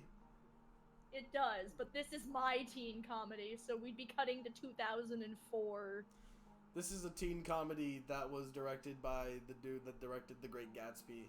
Just using out-of-time music for it, no matter what. Out-of-time music for something that happened, like, 15 years ago? Yeah, okay, so The Great Gatsby was set in the 20s, right? It was the roaring 20s. Yes. And there was something really fucking weird about the music, because all the music was modern. Now, like, this same director did this. I've seen The Great Gatsby. Yeah, the same director did this with the fucking Romeo and Juliet, which Leonardo DiCaprio was the lead of that one as well. It was like they would use like modern music and like modern day shit with it. Oh yeah, It was that weird. version of Romeo and Juliet is like interesting. It's something. It's got a really good Radiohead song in it. It's accurate. It's play accurate. No joking. For the most It's part. some form of accurate. Their swords became guns, and like the blade was like regarded to, and he would like hold up a gun, and that's like, that is a firearm, sir. That is not a blade. And they would like name the guns shit. Like I remember there was this one shot that just had like the name of the gun, and the gun was like some sword shit. I really like the style of the Great Gatsby. I love the style. I love the Great Gatsby. Like I love the story, because I like everyone universally agrees that they hate Daisy, and it's just they like Gatsby, but Gatsby is like totally a stalker. The only like normal guy is Nick, and he's the narrator. And he's like the narrator. And even he was kind of an asshole, especially to that like athletic girl, for like no reason other than Gatsby got shot, Gatsby's dead, and so he totally ghosts the athletic love interest that he was introduced to, and so she just moves on and she gets married, and then he had the fucking audacity to be upset. It's like, Nick, you're the most normal man here. What are you doing? Why are you like this? Why are you like this?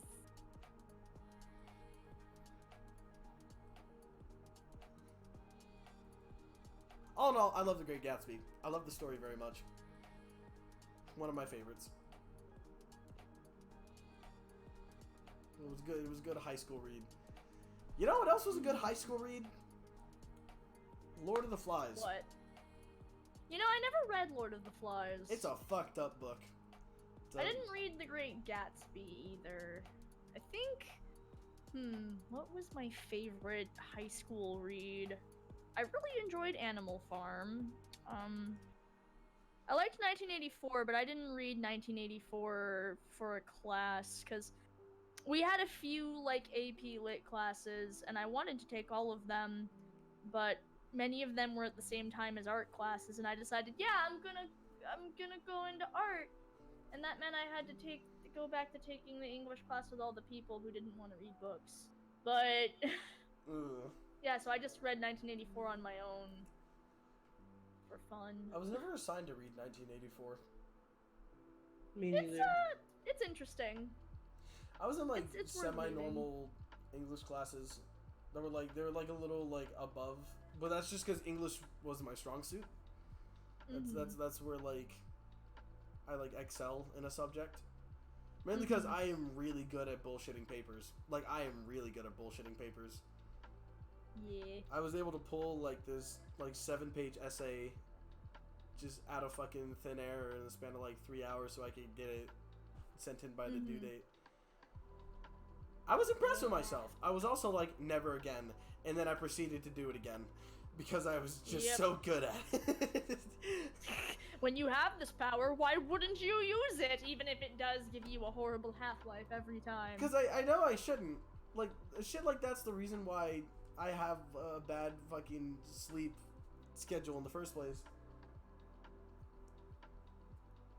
Like, man, I can't work on an essay long term. Like, it has to be done in like a short amount of time. Yeah. Because it's kind of weird. Because like I'm like an instant gratification kind of person. So I've always been this way. So like if I don't get something immediately, I'm not gonna like it. And once I do get it, I'll fucking love it. But Yeah, like that's why I don't like math, because I rarely ever get it like immediately, and it rarely ever clicks with me because I'm a dumb with numbers. But like sometimes when I'm like really getting it and I can feel like fucking Einstein, like, so I'm gonna carry the 2 over here and then the y equals mx plus b and that's just a slope, and I would get like really excited, and then I would have my test and I'm like, this is nothing what I learned. I don't get it. Why did you teach me this, Miss Lee? It would just kind of be my thing. I was just not good with math. I don't think I ever will be. That is I like okay. Ah, God, I hate math. But with English, I can, you know, like I can analyze a prompt. I can write about it. You know, like with like those like speed writing prompts where they'll just like, they'll give you the prompt and then they'll give you like 45 minutes to write something out.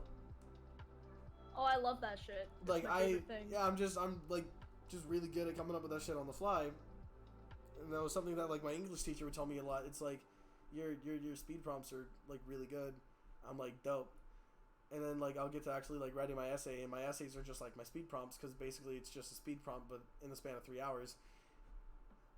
Those are just my essays. So I'd get like 5s and 6s like all across the board with those, because I was just good at bullshitting. But God, I just want to be good at fucking math. I wanted to be able to take a calculus class, but I don't know how to do it. I think a lot of people overthink math, if that makes any sense. Oh no, I do. As in, like, they see it and then they go like, there's so many elements. It's like, actually, it's just like a language. When you think of math like a language, as thinking of it like this big scary thing, because it is. It's just a language. Mm-hmm.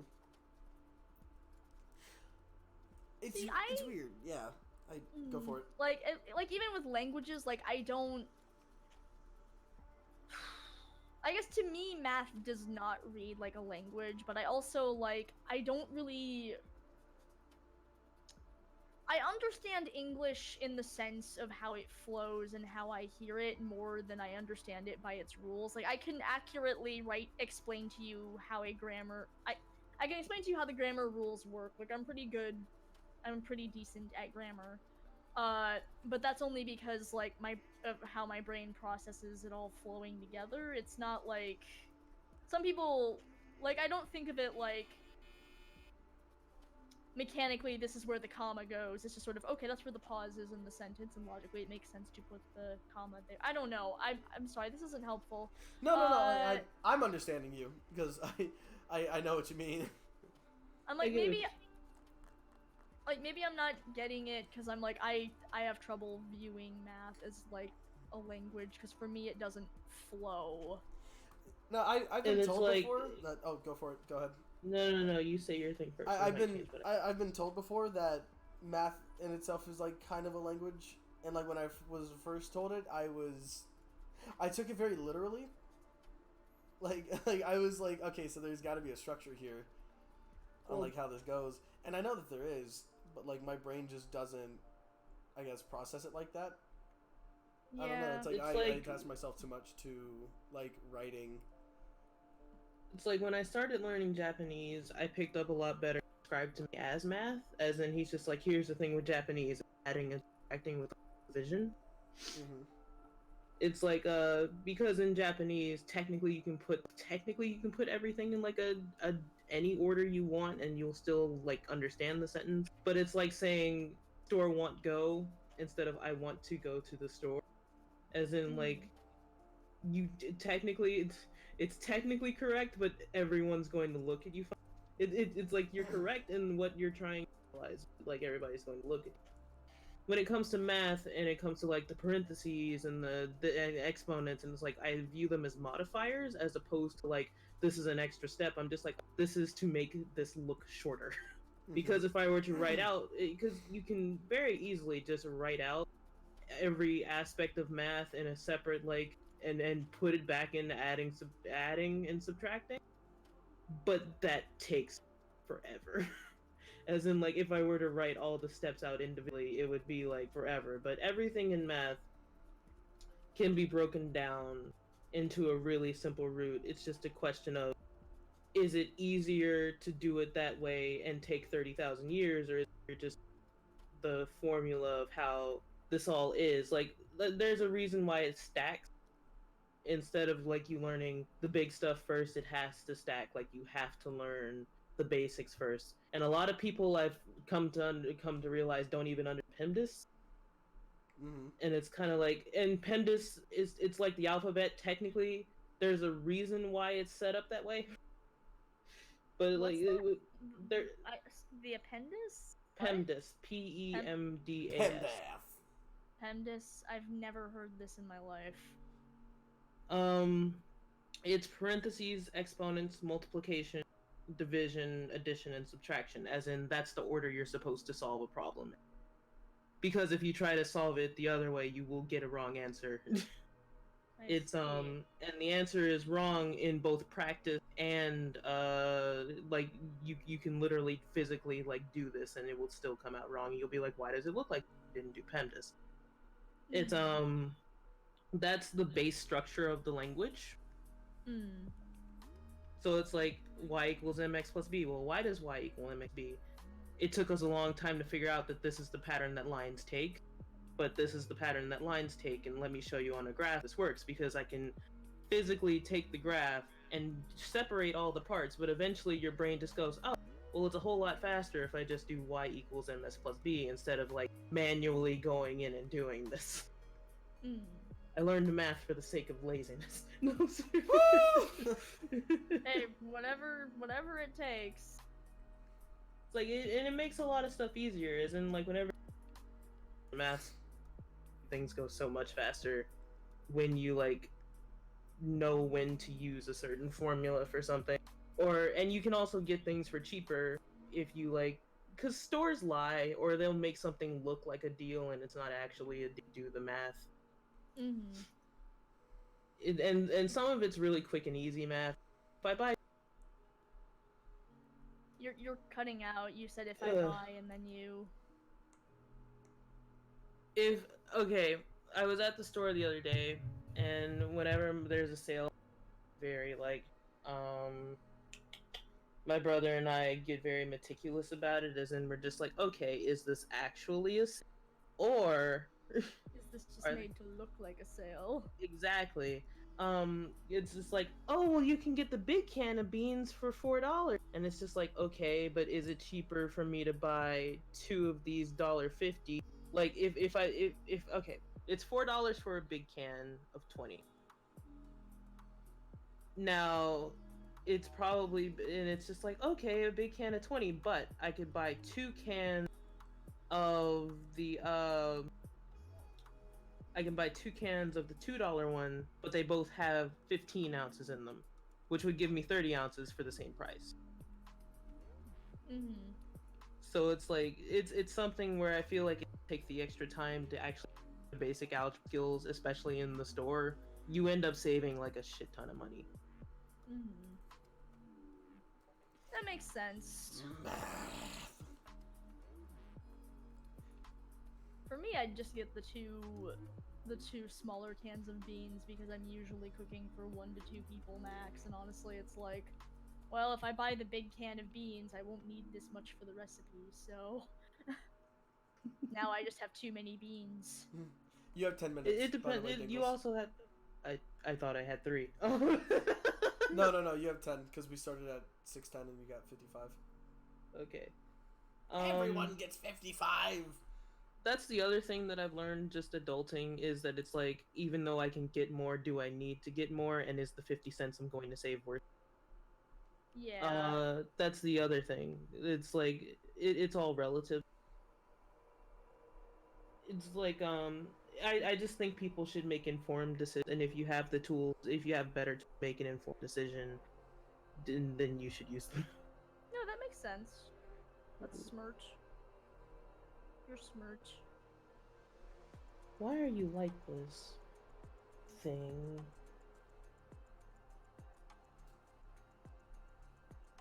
First archaeology, now math. Earlier we were talking about paleontology, which is different from archaeology. When I was a little kid, I wanted to be a paleontologist. I know more about American Girl dolls than you do. I think I know more about American Girl dolls than you do, genius. I'm an evil little girl. Oh man. What is this from? It's a She's vine. gonna grow up to be a Karen. It's a vine. Actually, I don't think so. I think she's gonna grow up and she's gonna be She'll like, be fine. she's gonna be like the nicest person in the world when she grows up, and she's gonna look back on her days. It's like, this is where I came from. This is what happened, and that's because it was put on the internet for everyone to see. Yeah. She's gonna pull a total 180. Yeah, we're talking about vines. I feel like a lot of little kids go through that stage. Yeah. Most small children that I've seen are, unless they're being bullied themselves, a bully. And they don't mean to be. It's just like, children just kind of have this sort of honesty that's unparalleled to adults. Because like, you'll have an adult, and you'll have an adult be like, honest. But it's like an adult sort of honesty that's like, I'm gonna tell you like how it is, but I also don't want to like hurt your feelings. Mm-hmm. Now, like, the mean honesty is brutal honesty. But children, they're not like trying to be like brutally honest. They're not like trying to hurt your feelings or like trying not to hurt your feelings. They're just saying how it is. They're just telling the truth.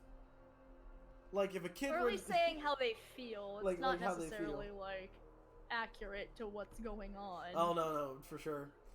Like, a kid once told me that I was ugly, like out of the blue. Like, a kid told me that I was ugly, and I was like, you know what? I shouldn't be taking this from a snot-nosed brat. But because children are so honest, and this is what this child thought of me when he saw me, it's like, you're gross. You're kind of ugly. And I'm like, you fucking kid. You're right. It's just like, you mean child. I was listening to This American Life, and there was this bit about this guy talking about how, like, you know, he's a teacher, and one day, like, this, you know, one of his students walks by and says, "Oh, hey, Bobby," and he's like, who's Bobby? And she turns to look at him and she says, "Oh, that's the name I've given your bald spot." And that's how he learned he was bald.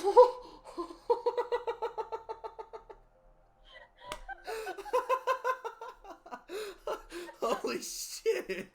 Oh my god! I had a similar thing happen. Like, my friends and I went to a wedding. There were a bunch of pictures, and they all got posted on Facebook. And we got a bunch printed out, and I handed one to one of my friends who hadn't seen them before, and he kind of looks at, he's like, "Am I balding?" And I was like, "Yeah, did you not know?" And he didn't know until he saw that picture. Oh man.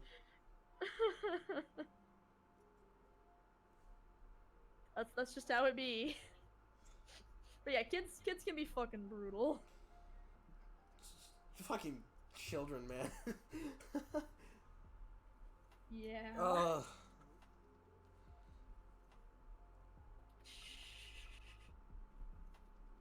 God, they're so honest. I believe there was like a John Mulaney stand up too, where he like talked. That's about what I'm sensitive about. Yeah.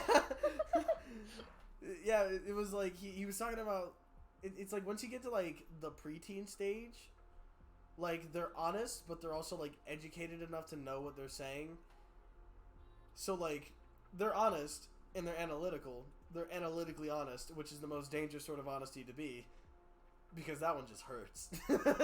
And it digs deep. Look at that man. That man's got feminine hips. Oh, that's the thing I'm sensitive about. That's the thing I'm sensitive about.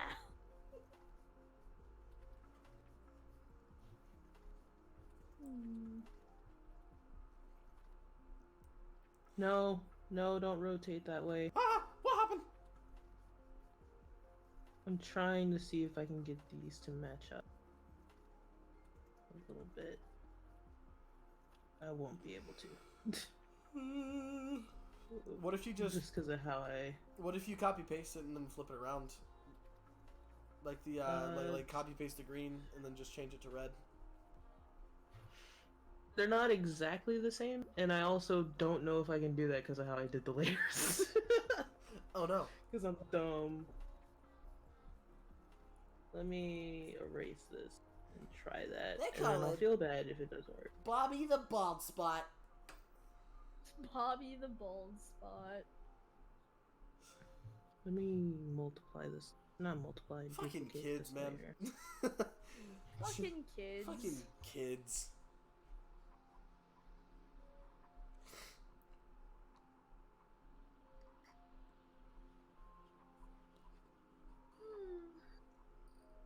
Bobby the bald spot sounds like some really crappy entertainment cartoon you'd find on a really odd channel early in the morning.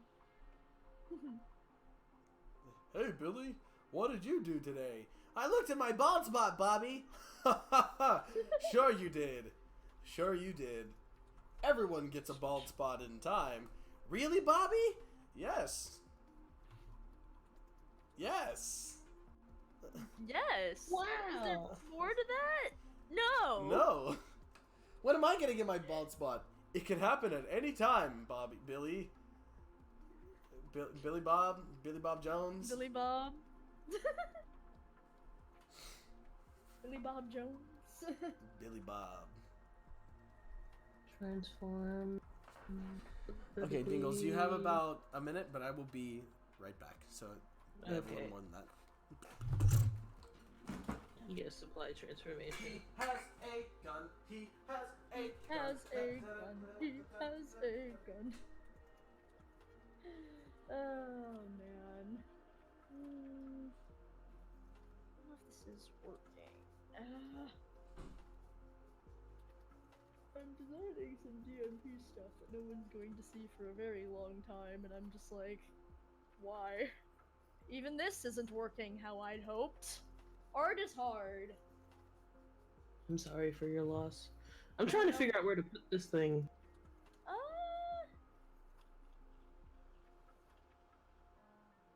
I mean, I think where you have it placed right now is really neat because of the way it reflects with the other one. Yeah, that's cool. Oop.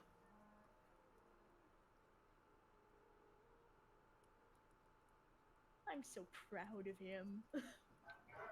And then him and his 19 murders. You're next, Kristen. What? You're next, Kristen. I can't believe Junior's the serial killer I have to try to talk out of murdering me. Well, at least you stand a chance that way. That's true, yes, I do. You know, he probably, you know, that would probably be actually a pretty good way to convince him to, because, you know, you can definitely, oh god, she's very interesting. She's probably actually a pretty good story. Oh fuck. Oh no. Does my Eldritch God actually want this interesting character dead? Fuck. Maybe I'm wrong. It was at that moment that Junior knew. He'd fucked up. I can't wait till we can talk more about, like, what exactly has Elcott wanted from him. Oh yeah, that's gonna be really fun. Junior knows so much. He's just casually holding on to so much lore. And I don't even know how much of it's gonna come out, honestly. Because I'm just like, oh man, this is cool. It's probably never going to Like, come how do you out. even broach that topic? Hey, so you probably read, like, an Eldritch Bible, right? Oh man, so I was talking about this, with Onyx yesterday. This is a dumb thing. I don't know if it's ever going to fucking come up, which is why I'm bringing it up now, because it's such a funny fucking idea. So, you know, Jason Vile took, you know, he went and murdered Tommy in 2016. And, you know, Junior was in the Black Stars in the 90s. So what if, in theory, Jason Vile was, like, in fucking Eldritch Sunday School while Junior was in the Black Star? God. It's like, he hears, like, from Tommy who fucking murdered him. He's like, Jason Vile? I remember that kid wasn't Eldritch. I remember that kid. He was terrible. He was the worst. God. Even by Black Star standard, that kid was like really sleazy. I mean, really, I guess I should have seen it coming. His name was Jason Vile. Jason Vile.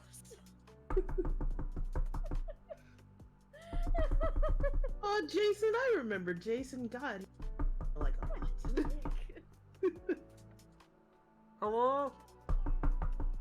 Hello? I got an order for Johnny Vile. I got it. Someone has to come out and sign these papers. That's not his name. Alright, hold on, I'll be right back. I got a package for Tony Stank. Yeah? Hello? Mr. Obama? Hello? I'm doing the Foley of opening the door. Yeah, I'm here now. I couldn't hear you much from my headphones because they were off. But hi. This whole bit's ruined. This whole bit's ruined. I let myself in. Open... I was wondering, I'm like, okay, No, hi, I let myself in. There's multiple of us. We've come for you. Please. Leave quietly. We don't want to fuss. We don't want no problems. Trust me, you don't want this. You don't want this conflict. Okay, all right, we're gonna. Yep. We're gonna move the stream over. I like it. It looks really pretty. Hold on. Before we switch over, dude, we just want to get one last look. One last look at the art. Okay. The arts. Whoop. Here's this one.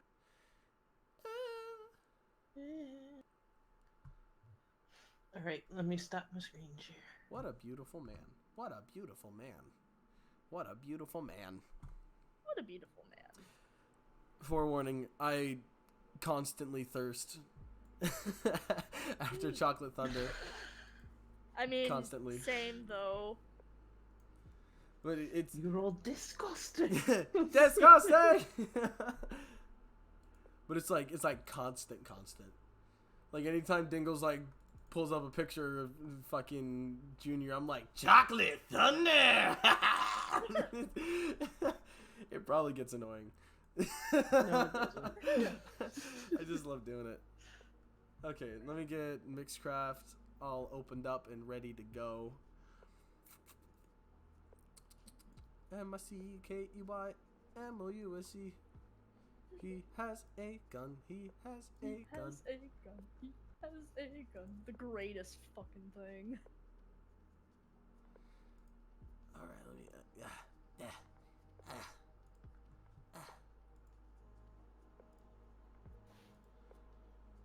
Okay, there we go. Here and new and kerblam. Okay, we're here now. So what I'm doing is that I'm making a theme for something. Now, Brodingles and I we've been discussing doing a tabletop game around October, and like Dingles was like made this whole like character narrator. Hello? I turned off the music Okay. because you were gonna be doing music. Oh, you know so. that's a really good idea. I didn't think of that. Yeah, see, like the monkey brain in me was just like music. I didn't think about the music that was already playing. I probably would have forgotten until I actually had to play something back. But yeah, Dingles would be like hosting and being like this narrator character for Betrayal in the House on a Hill. Mm-hmm. Doing like a tabletop of that. And I wanted to make a theme for it. So I tried to do it last night and I was just like, I'm not getting anywhere with this. I'm just gonna stop. But now I'm gonna do it here. And I can't back out of this one. Cause now I've started. I've had 2 hours to think of literally anything else. But I didn't. And I just realized I'm not sharing my screen yet. You gotta do it. I gotta share my screen. Gotta share my screen. Kablam! There it is. It's sharing. It's. Oh my god, his screen share. Oh my god, his screen share. I just realized my little. Why is Brodingles up for this image? Bro should not be up for this image. No! I just looked inside my artsy fartsy party night folder. Oh no. Which is literally just like maybe like 13 of the same image because I had to go through several changes. Okay, cool. So now we're here. Here we are. So now we're gonna make a song. So I'm gonna pull out my favorite instrument, the cello and the crystal harp, and we're gonna see where we go with this. These are the instruments that I use in every song.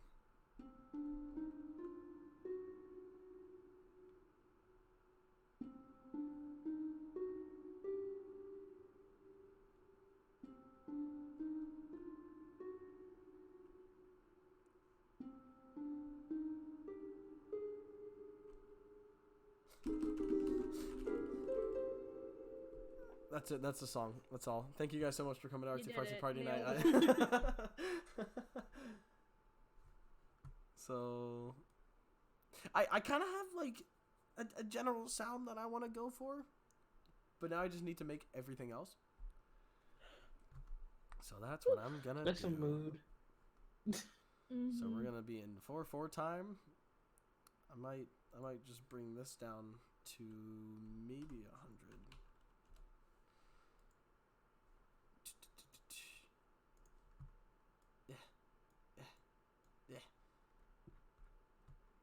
Do do do do do do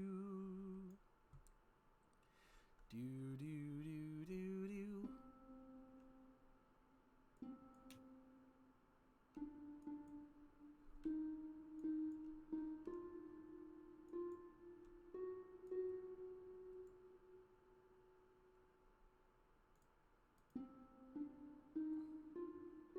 A 100 BPM was the perfect speed that I wanted to go.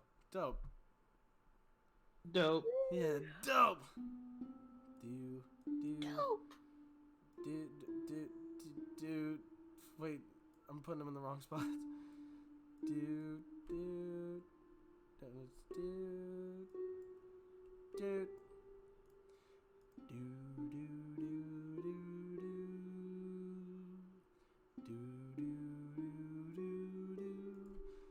Let's see what's playing.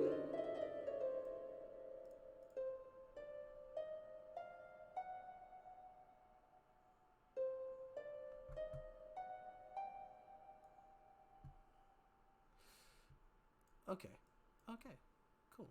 I'm just gonna. I actually like it, the octave.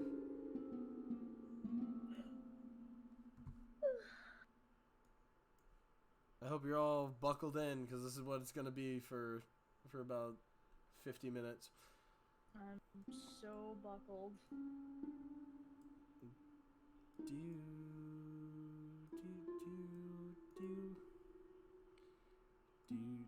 Fuck.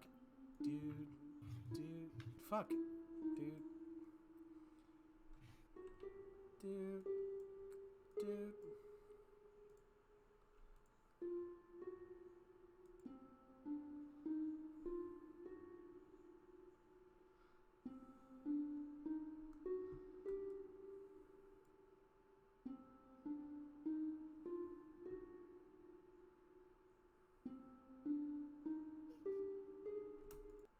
I'll be right back. Okie doke.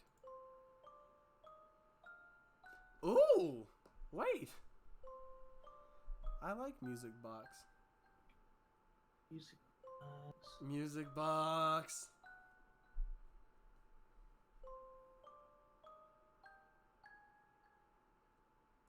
Do do do do do. Do do do do do. Do do do do. Okay, now we're gonna go to voices.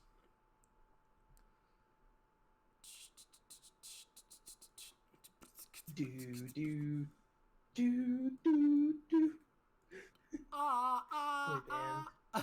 Do do do do do. I love the boy band so much. It's such a weird instrument.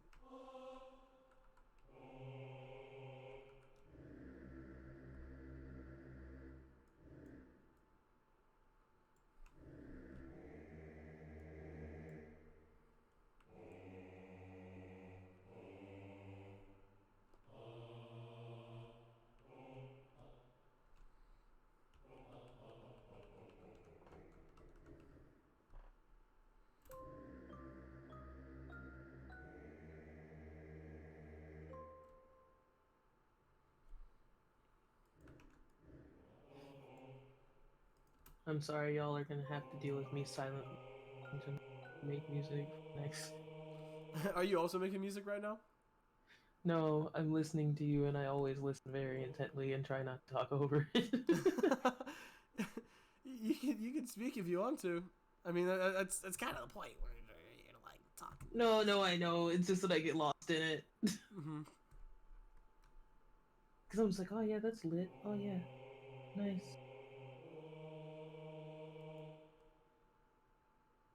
Oh. Actually, hold on, boy band. Let me see what you got. Yeah, no, we're not doing boy band. No, wait. I just need you to layer it. That's all you gotta do. You just gotta layer it. You gotta make multiple tracks of boy band.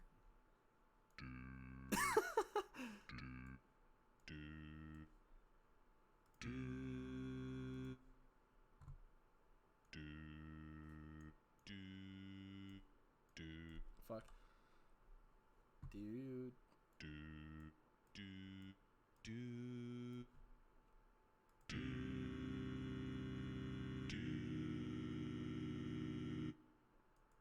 If only they didn't say do. If only they were like or oh, like anything that's not Like, is there a choir option in Nixcraft? we have concert choir, which is like Because I just imagine this very dramatic choir, like.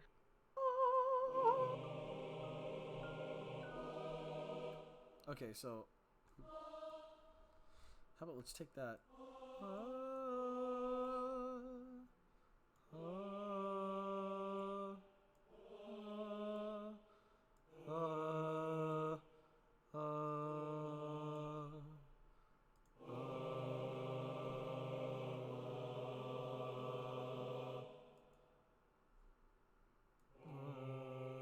Welcome, children, to my story time. There it is. Okay.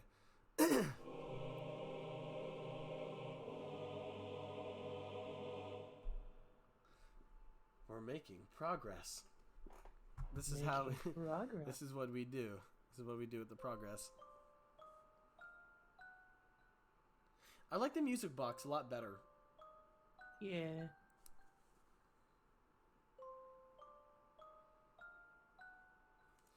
Actually, let's bring that down. Let's make it quiet.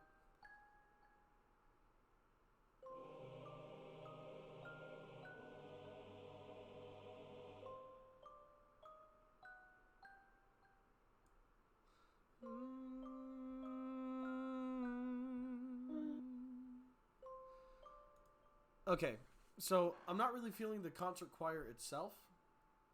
Yeah. But I would like to record voices over this. So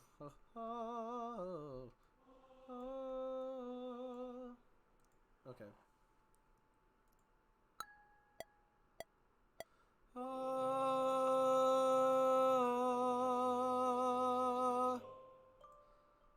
Okay, so that's one.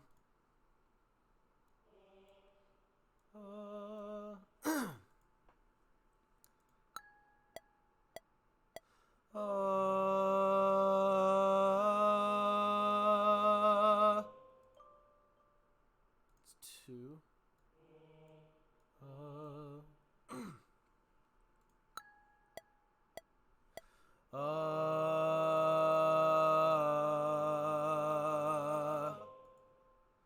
This last one's gonna be hard.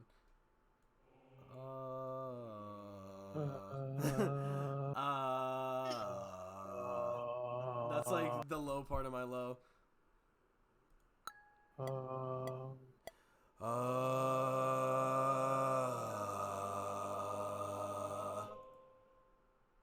So now let's take that out.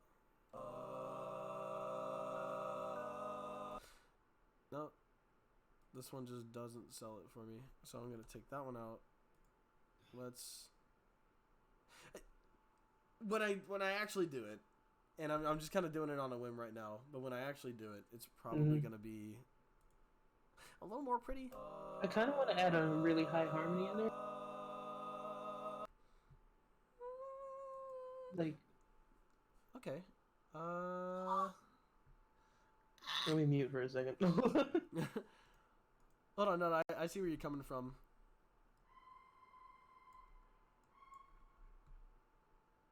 Hold on, let me see if I can actually record that really quickly for you. I'll be right back.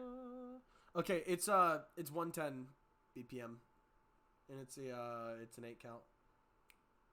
Okay. Opens Mixcraft because I can do that now and have the heckin' what's it called? What is it called? Metronome.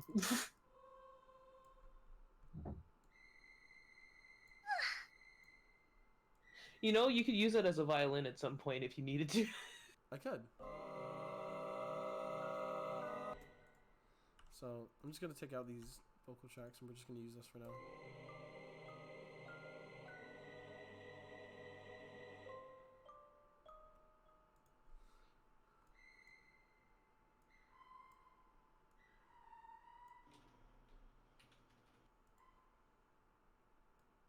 It's 100 BPM, we're in 4/4.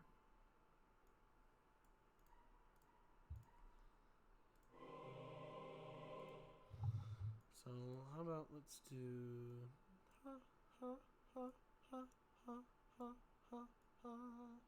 Actually, I might do that for the string plucks because I want to include plucks in here.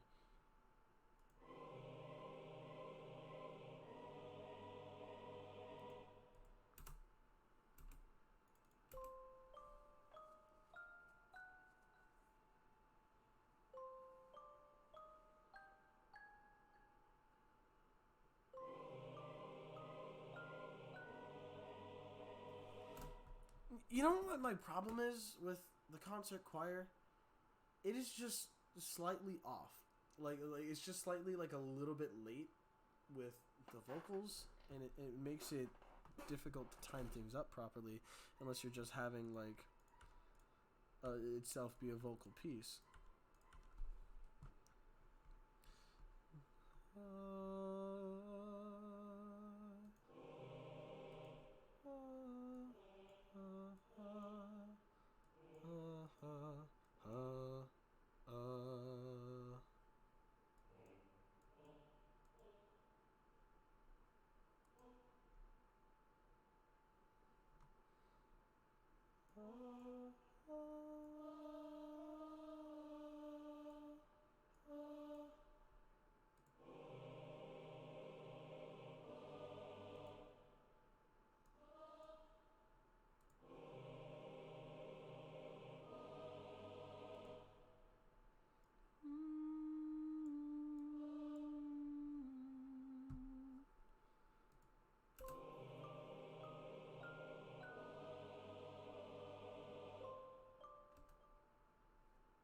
We can just keep...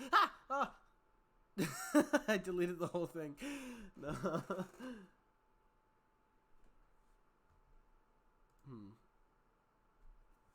Oh, I like some of those ideas. They were talking about maybe a clock ticking. I can do that. I could see what I could do there. And then something with bells too.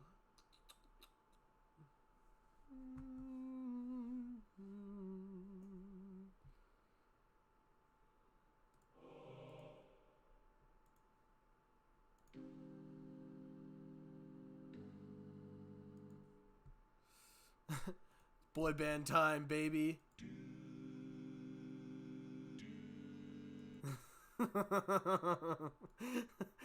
Boy band's so fucking stupid.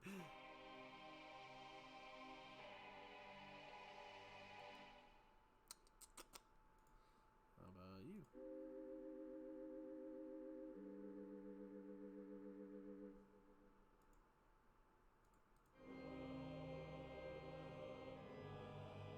That is evil.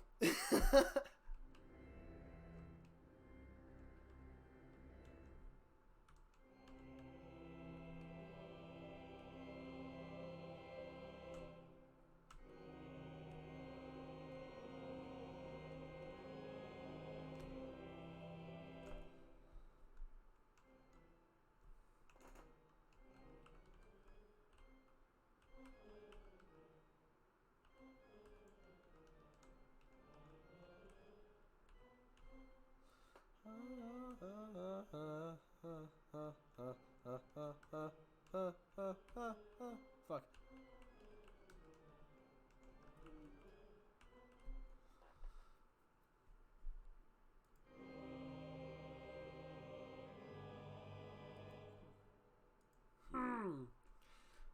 I'm not sure whether or not that comes across too strong, but we'll see. Did bro go on mute? Yeah, bro's still on mute. Hi, I'm still here. Hi, Kristen. No, I'm just exporting now. Fuck yeah. Dingles, I need you to tell me whether or not this comes off too strong or if this is like just the campy. It might that we come need. off too strong early. Hold on. Yeah, no, you're right. I should start subtle.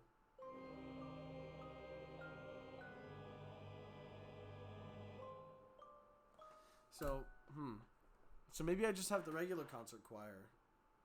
And then I have the worship kick in later. Okay, so we'll go here. Let me see what else we could try. I might try the cello.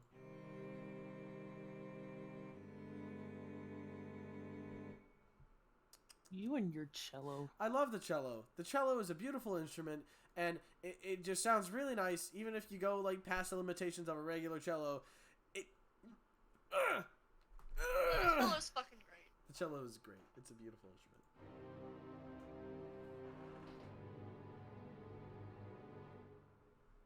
But the octave strings might just be what I need. No, definitely not.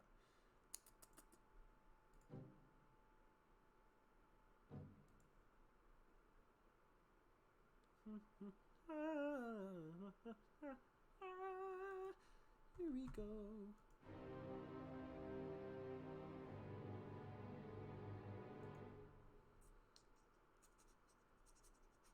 This is it. This is my process. I just try everything with different instruments.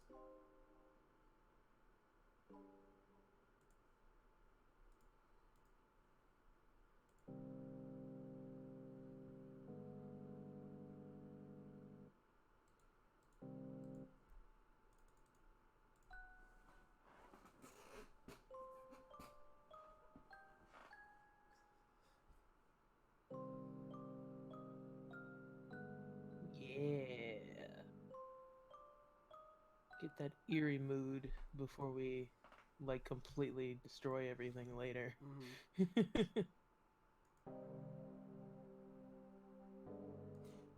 Okay, I guess the big question is, how retro do you want to go with this? Do you want it to be like something campy, like slightly retro, or do you want it to be like we're gonna get into some serious business? What are you going for? Because we can do two different versions too. I can work on this outside as well. I'd say maybe two different versions, because part of me is just like, I love camp, but the other part is like, how campy though? Because like my brain is kind of going like, I'm imagining very clearly a 90s/early 2000s movie, but it's one that is taking itself to some extent serious. Okay, well, if that's the case, let's 2000s is very 2000s is weird. The music genre in the 2000s, it was very open. There was a lot of shit going on in the music genre in the 2000s. But like if we're going like late 90s 2000s, then maybe like television score from, well, not television score, like a B movie score. Okay. So like a movie that you'd see on like TV. Like it's like October and we're approaching Halloween, like October 2003, and this is like the TV horror movie that they play. It's like, this is very clearly an orchestra and this is very clearly the strings that we're using, but for some reason it just does not sound. Like, see, I feel like that's too like 80s. It's too. No, I actually like the instrument you had 2 instruments ago. What did I have 2 instruments ago? So this is Chillax. So we were just using that one, and then we used What else did I use? Because I used another one. Are you talking about this one?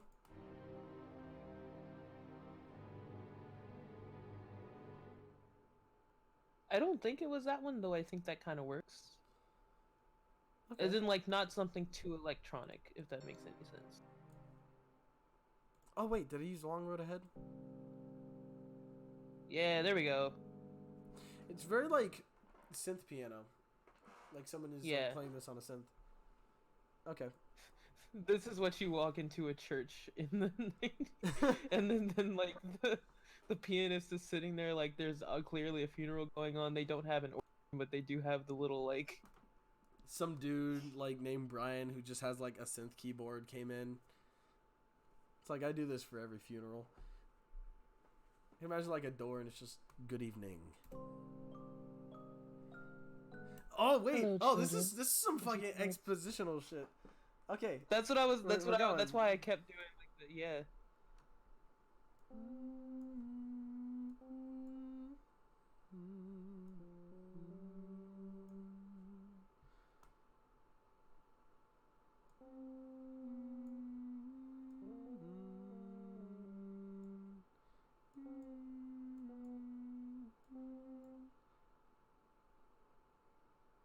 I goofed up somewhere. Oh right. Boop.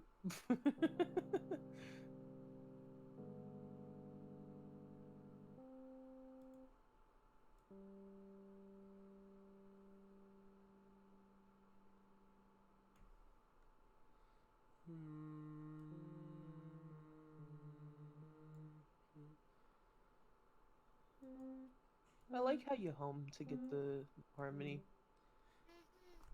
I don't actually know how to write Kristen. music, so I just gotta like hum everything and then match it up.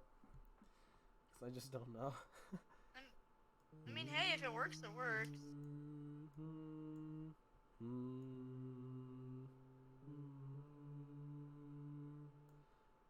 It might be risky putting those notes together.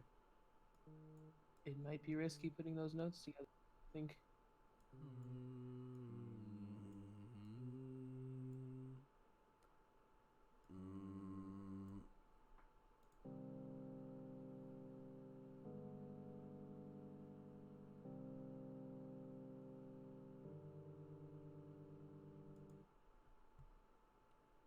It does and it doesn't. I was gonna say something was slightly discordant in there.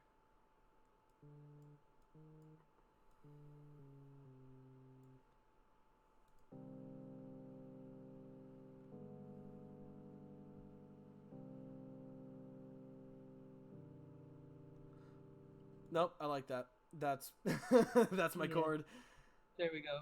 That's the chord. Delicious chord progression.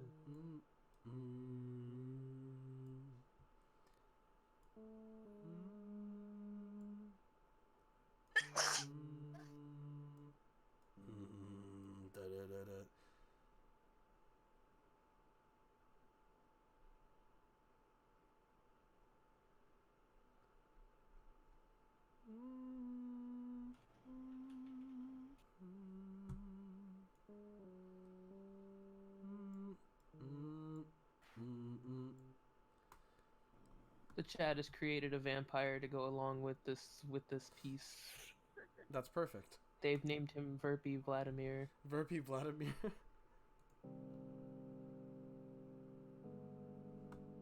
Also, bless you, Kristen. Thanks. Ugh.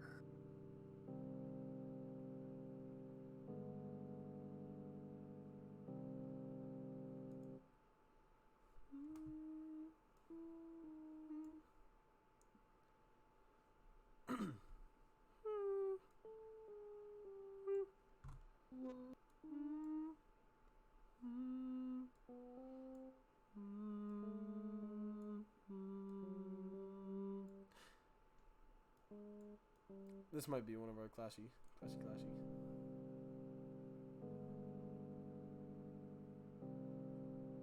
This is either gonna work really well or it's gonna sound really dumb.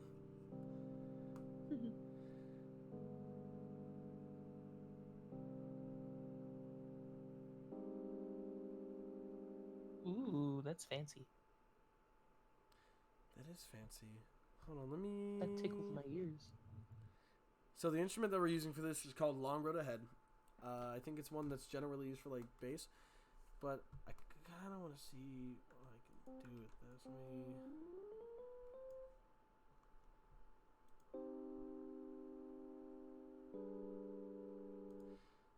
No, I'm gonna keep it on active. Actually, let's play around with the bass.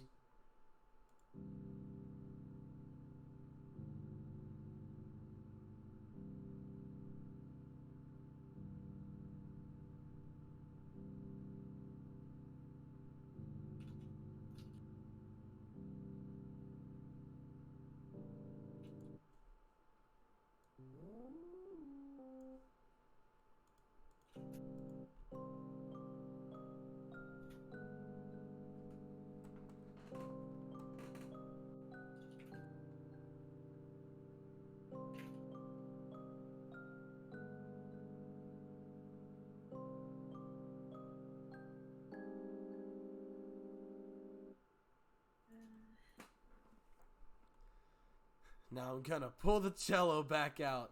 And now I want to see how it sounds. You've now made it too dramatic too early. Are you happy? Yes, very much so. I just want to hear It's it with too the cello. dramatic too early. I'm not taking this seriously. I'm not actually gonna use this one.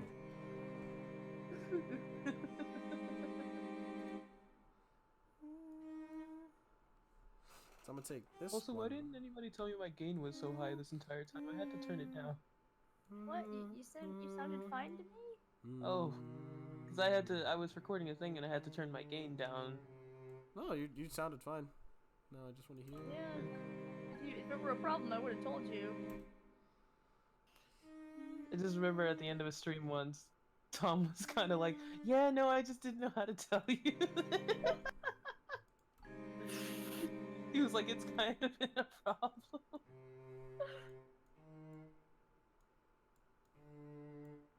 I mean, I guess I'm not the best person to ask. I'm really bad at telling when any audio problems, really.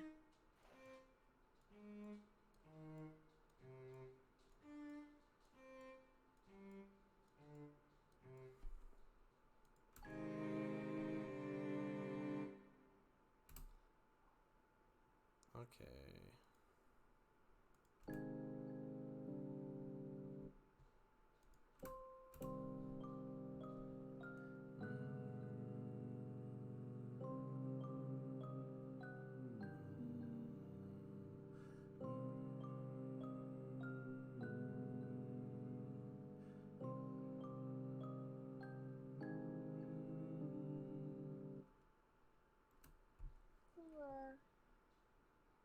Okay, now I just want to hear the concert choir.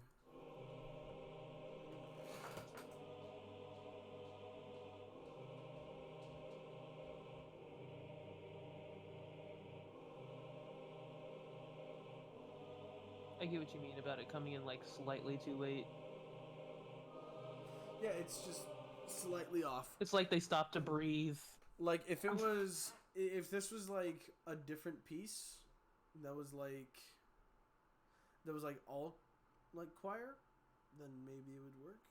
But you know what time it is. You know what time it is. It's boy band What time, time is baby.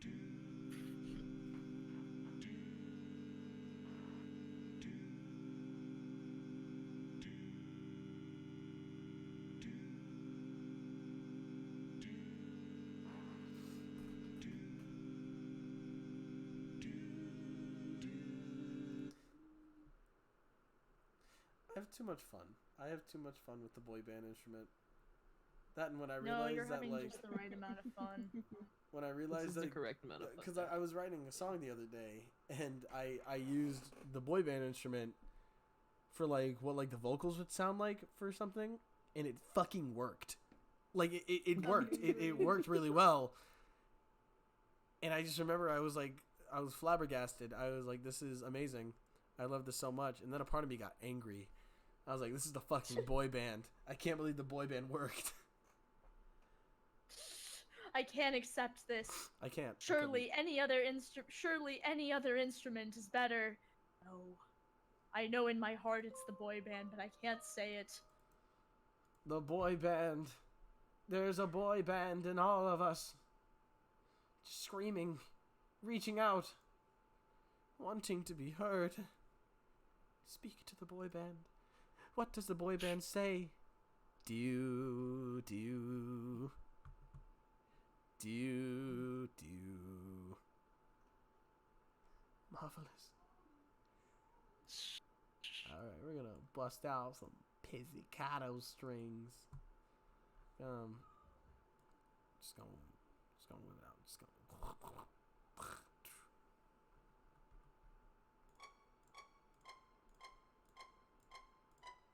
Ooh, them plucks though.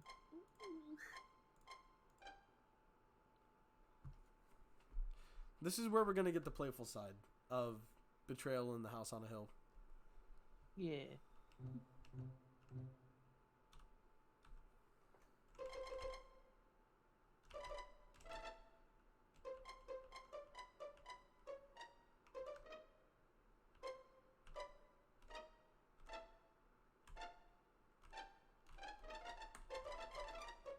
I am a music artist. This is what I do. That actually sounded really good.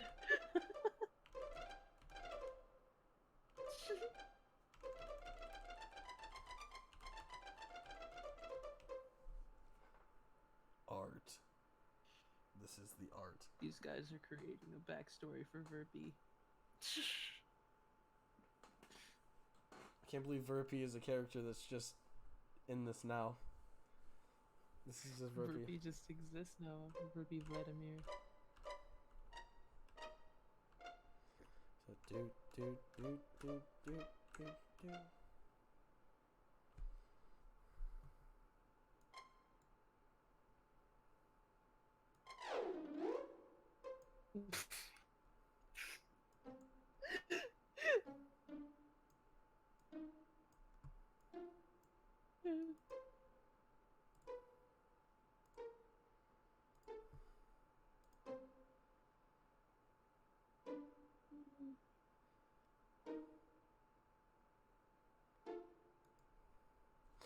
That's too slow.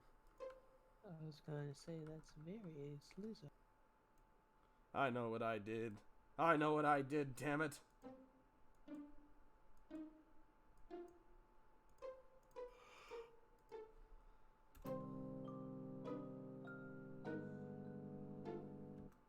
That doesn't work. Not in this sense. Yeah.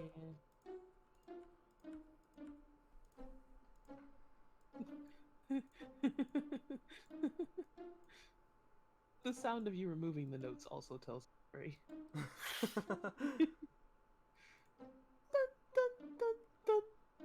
Dun dun dun dun. Dun dun dun dun.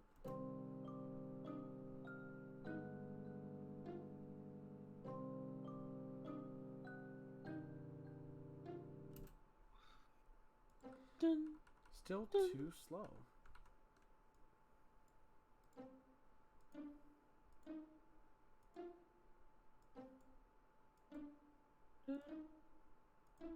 Fuck.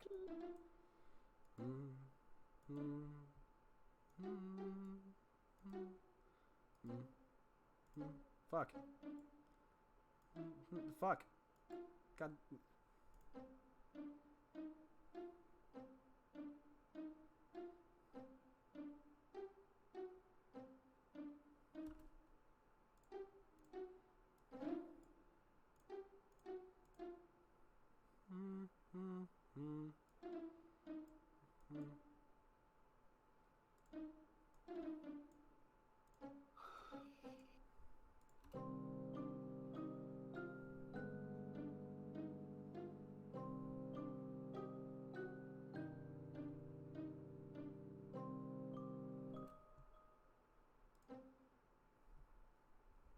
Ooh, what if you did it almost like an echo? As in, like, the first chord.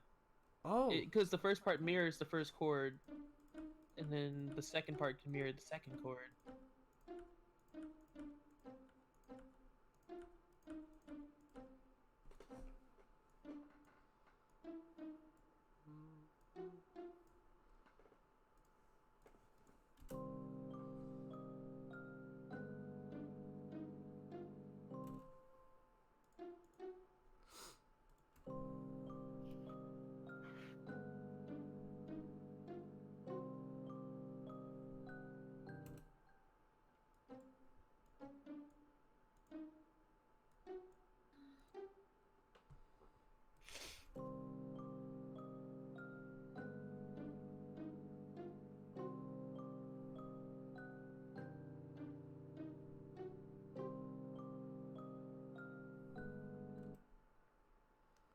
And then you might be able to like break off from the formula there, but like.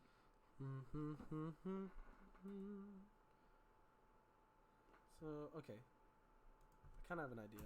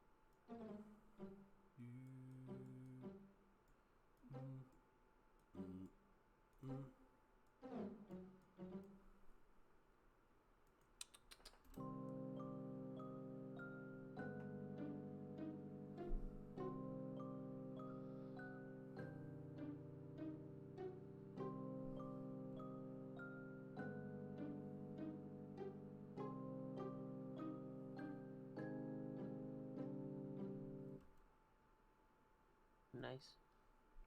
Oh, what if I took that? Just give me something else.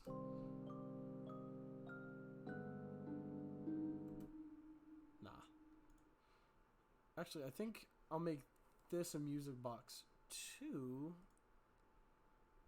But we're gonna add an echo. An echo. An echo. An echo. How do I add an echo to this? I think it's actually classic delay.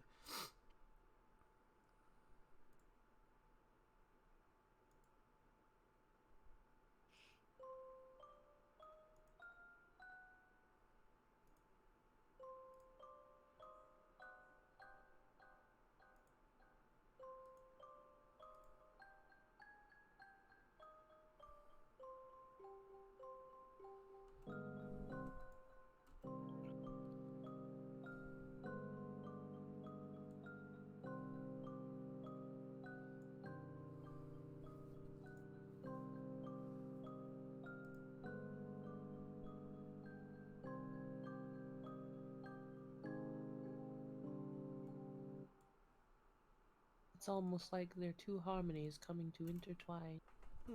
Quite, yes.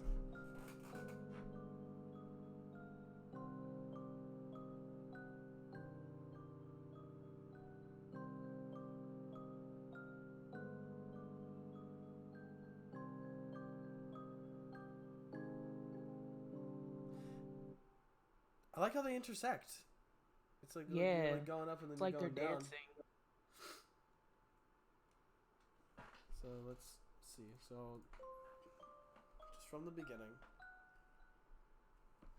Actually, kind of wanna.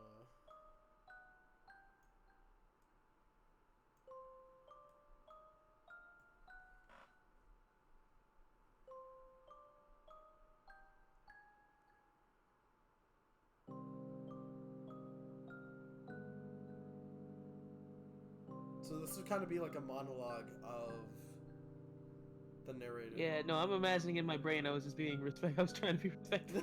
No, I get you.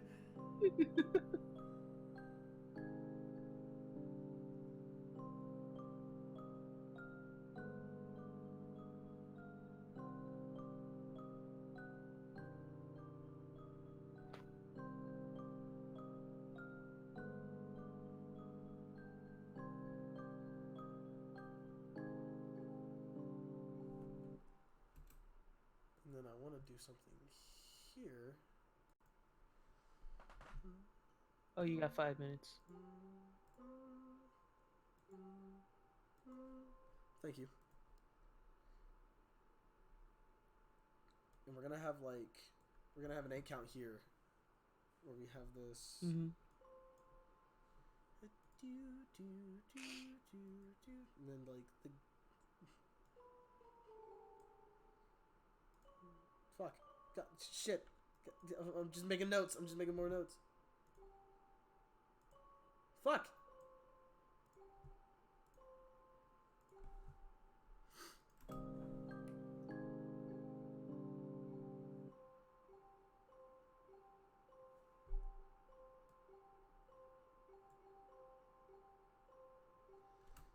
Let me see if we have like a clock.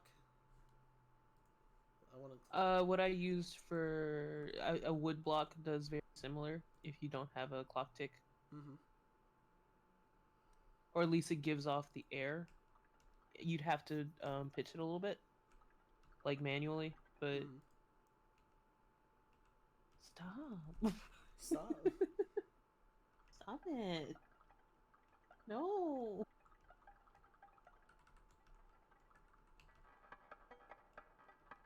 Ugh. Oh my god! This sounds creepy.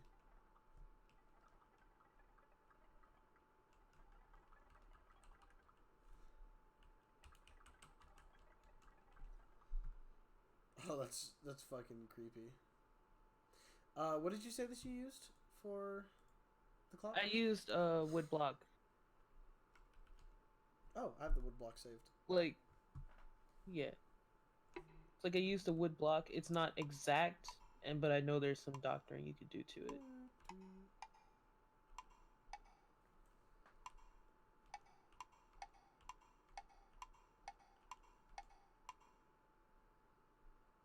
Okay, so we'll have this here. Let me.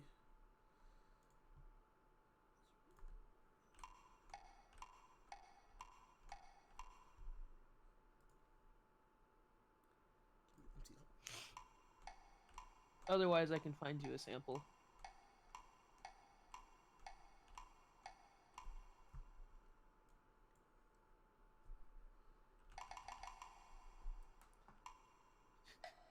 I went to the store today. I went to the store today. I looked in the mirror and I saw a sad man. And then I realized that was myself. Whoa. Deep.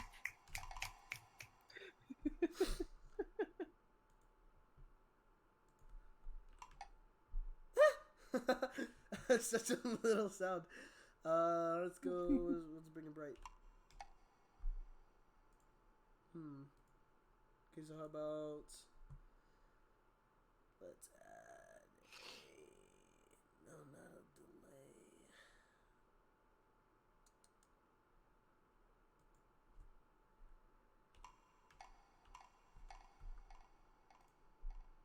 No.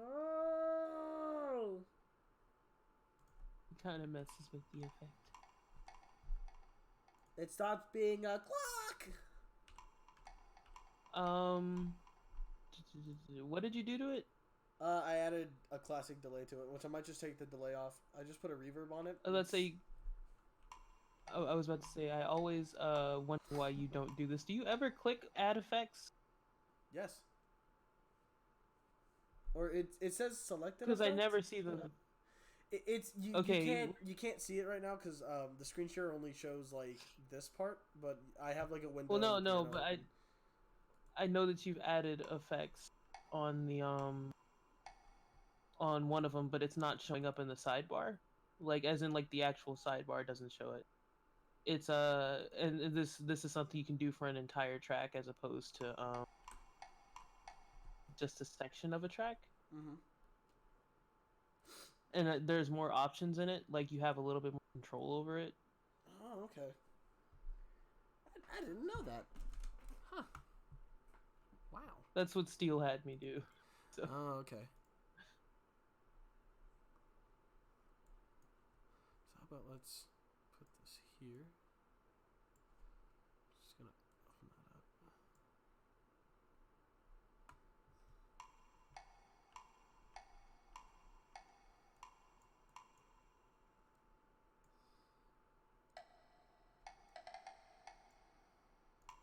The chat brought back Fumbo the clown.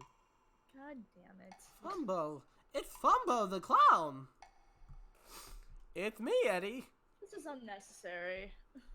Oh, I think it's just right. Kristen, did you forget about Fumbo? You know, I actually did. I wish I had.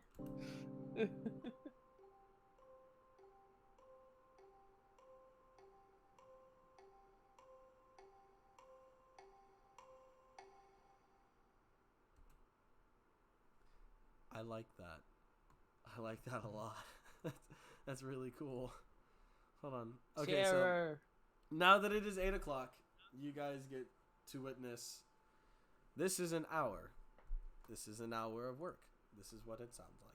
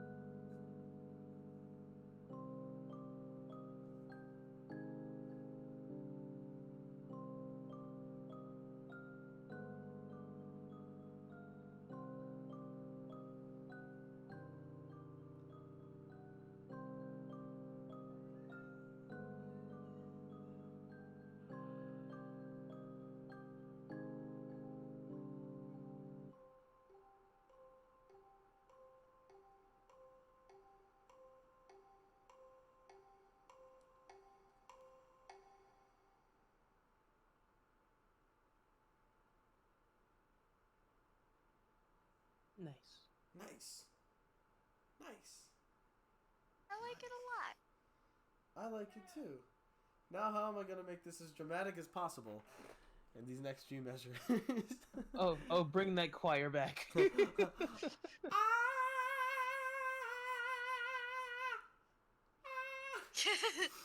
Just have them take you by the reins like they've dragged, like the ticking has dragged you to hell. Maybe we hears, need "Oh." to grab Juno and have Juno do that weird opera shit that he does. Because, okay, so we discovered something earlier today. I discovered something earlier today.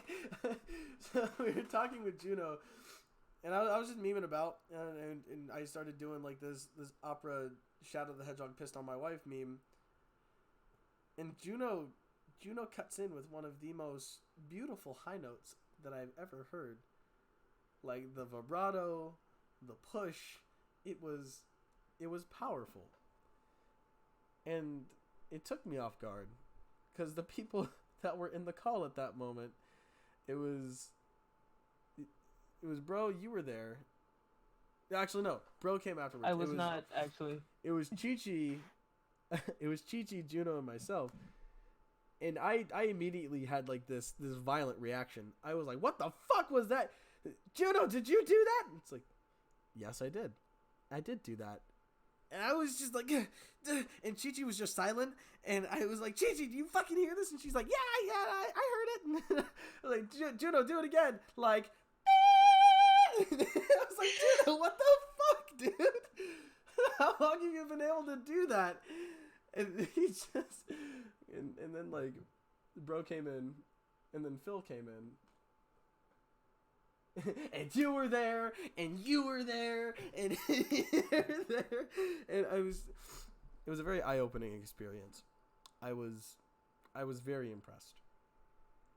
I don't know if any of you will ever hear it, but I got to hear it, and a few other people got to hear it, and I think that's what And it was matters. truly magical. Yes. It's truly magical. I think the high notes are the friends that we make along the way. Anyway, thank you guys so much for coming to our tea party night. I'm so sorry I'm ending it off like that. That's so weird. Yeah, we will see you 2 Sundays from now. Because that's how we do. That's how we do it in AFPN town. Okay, I'm gonna stop dragging on. Thank you guys so much for coming by. Bye bye. Thank you for coming, everyone. Love you all.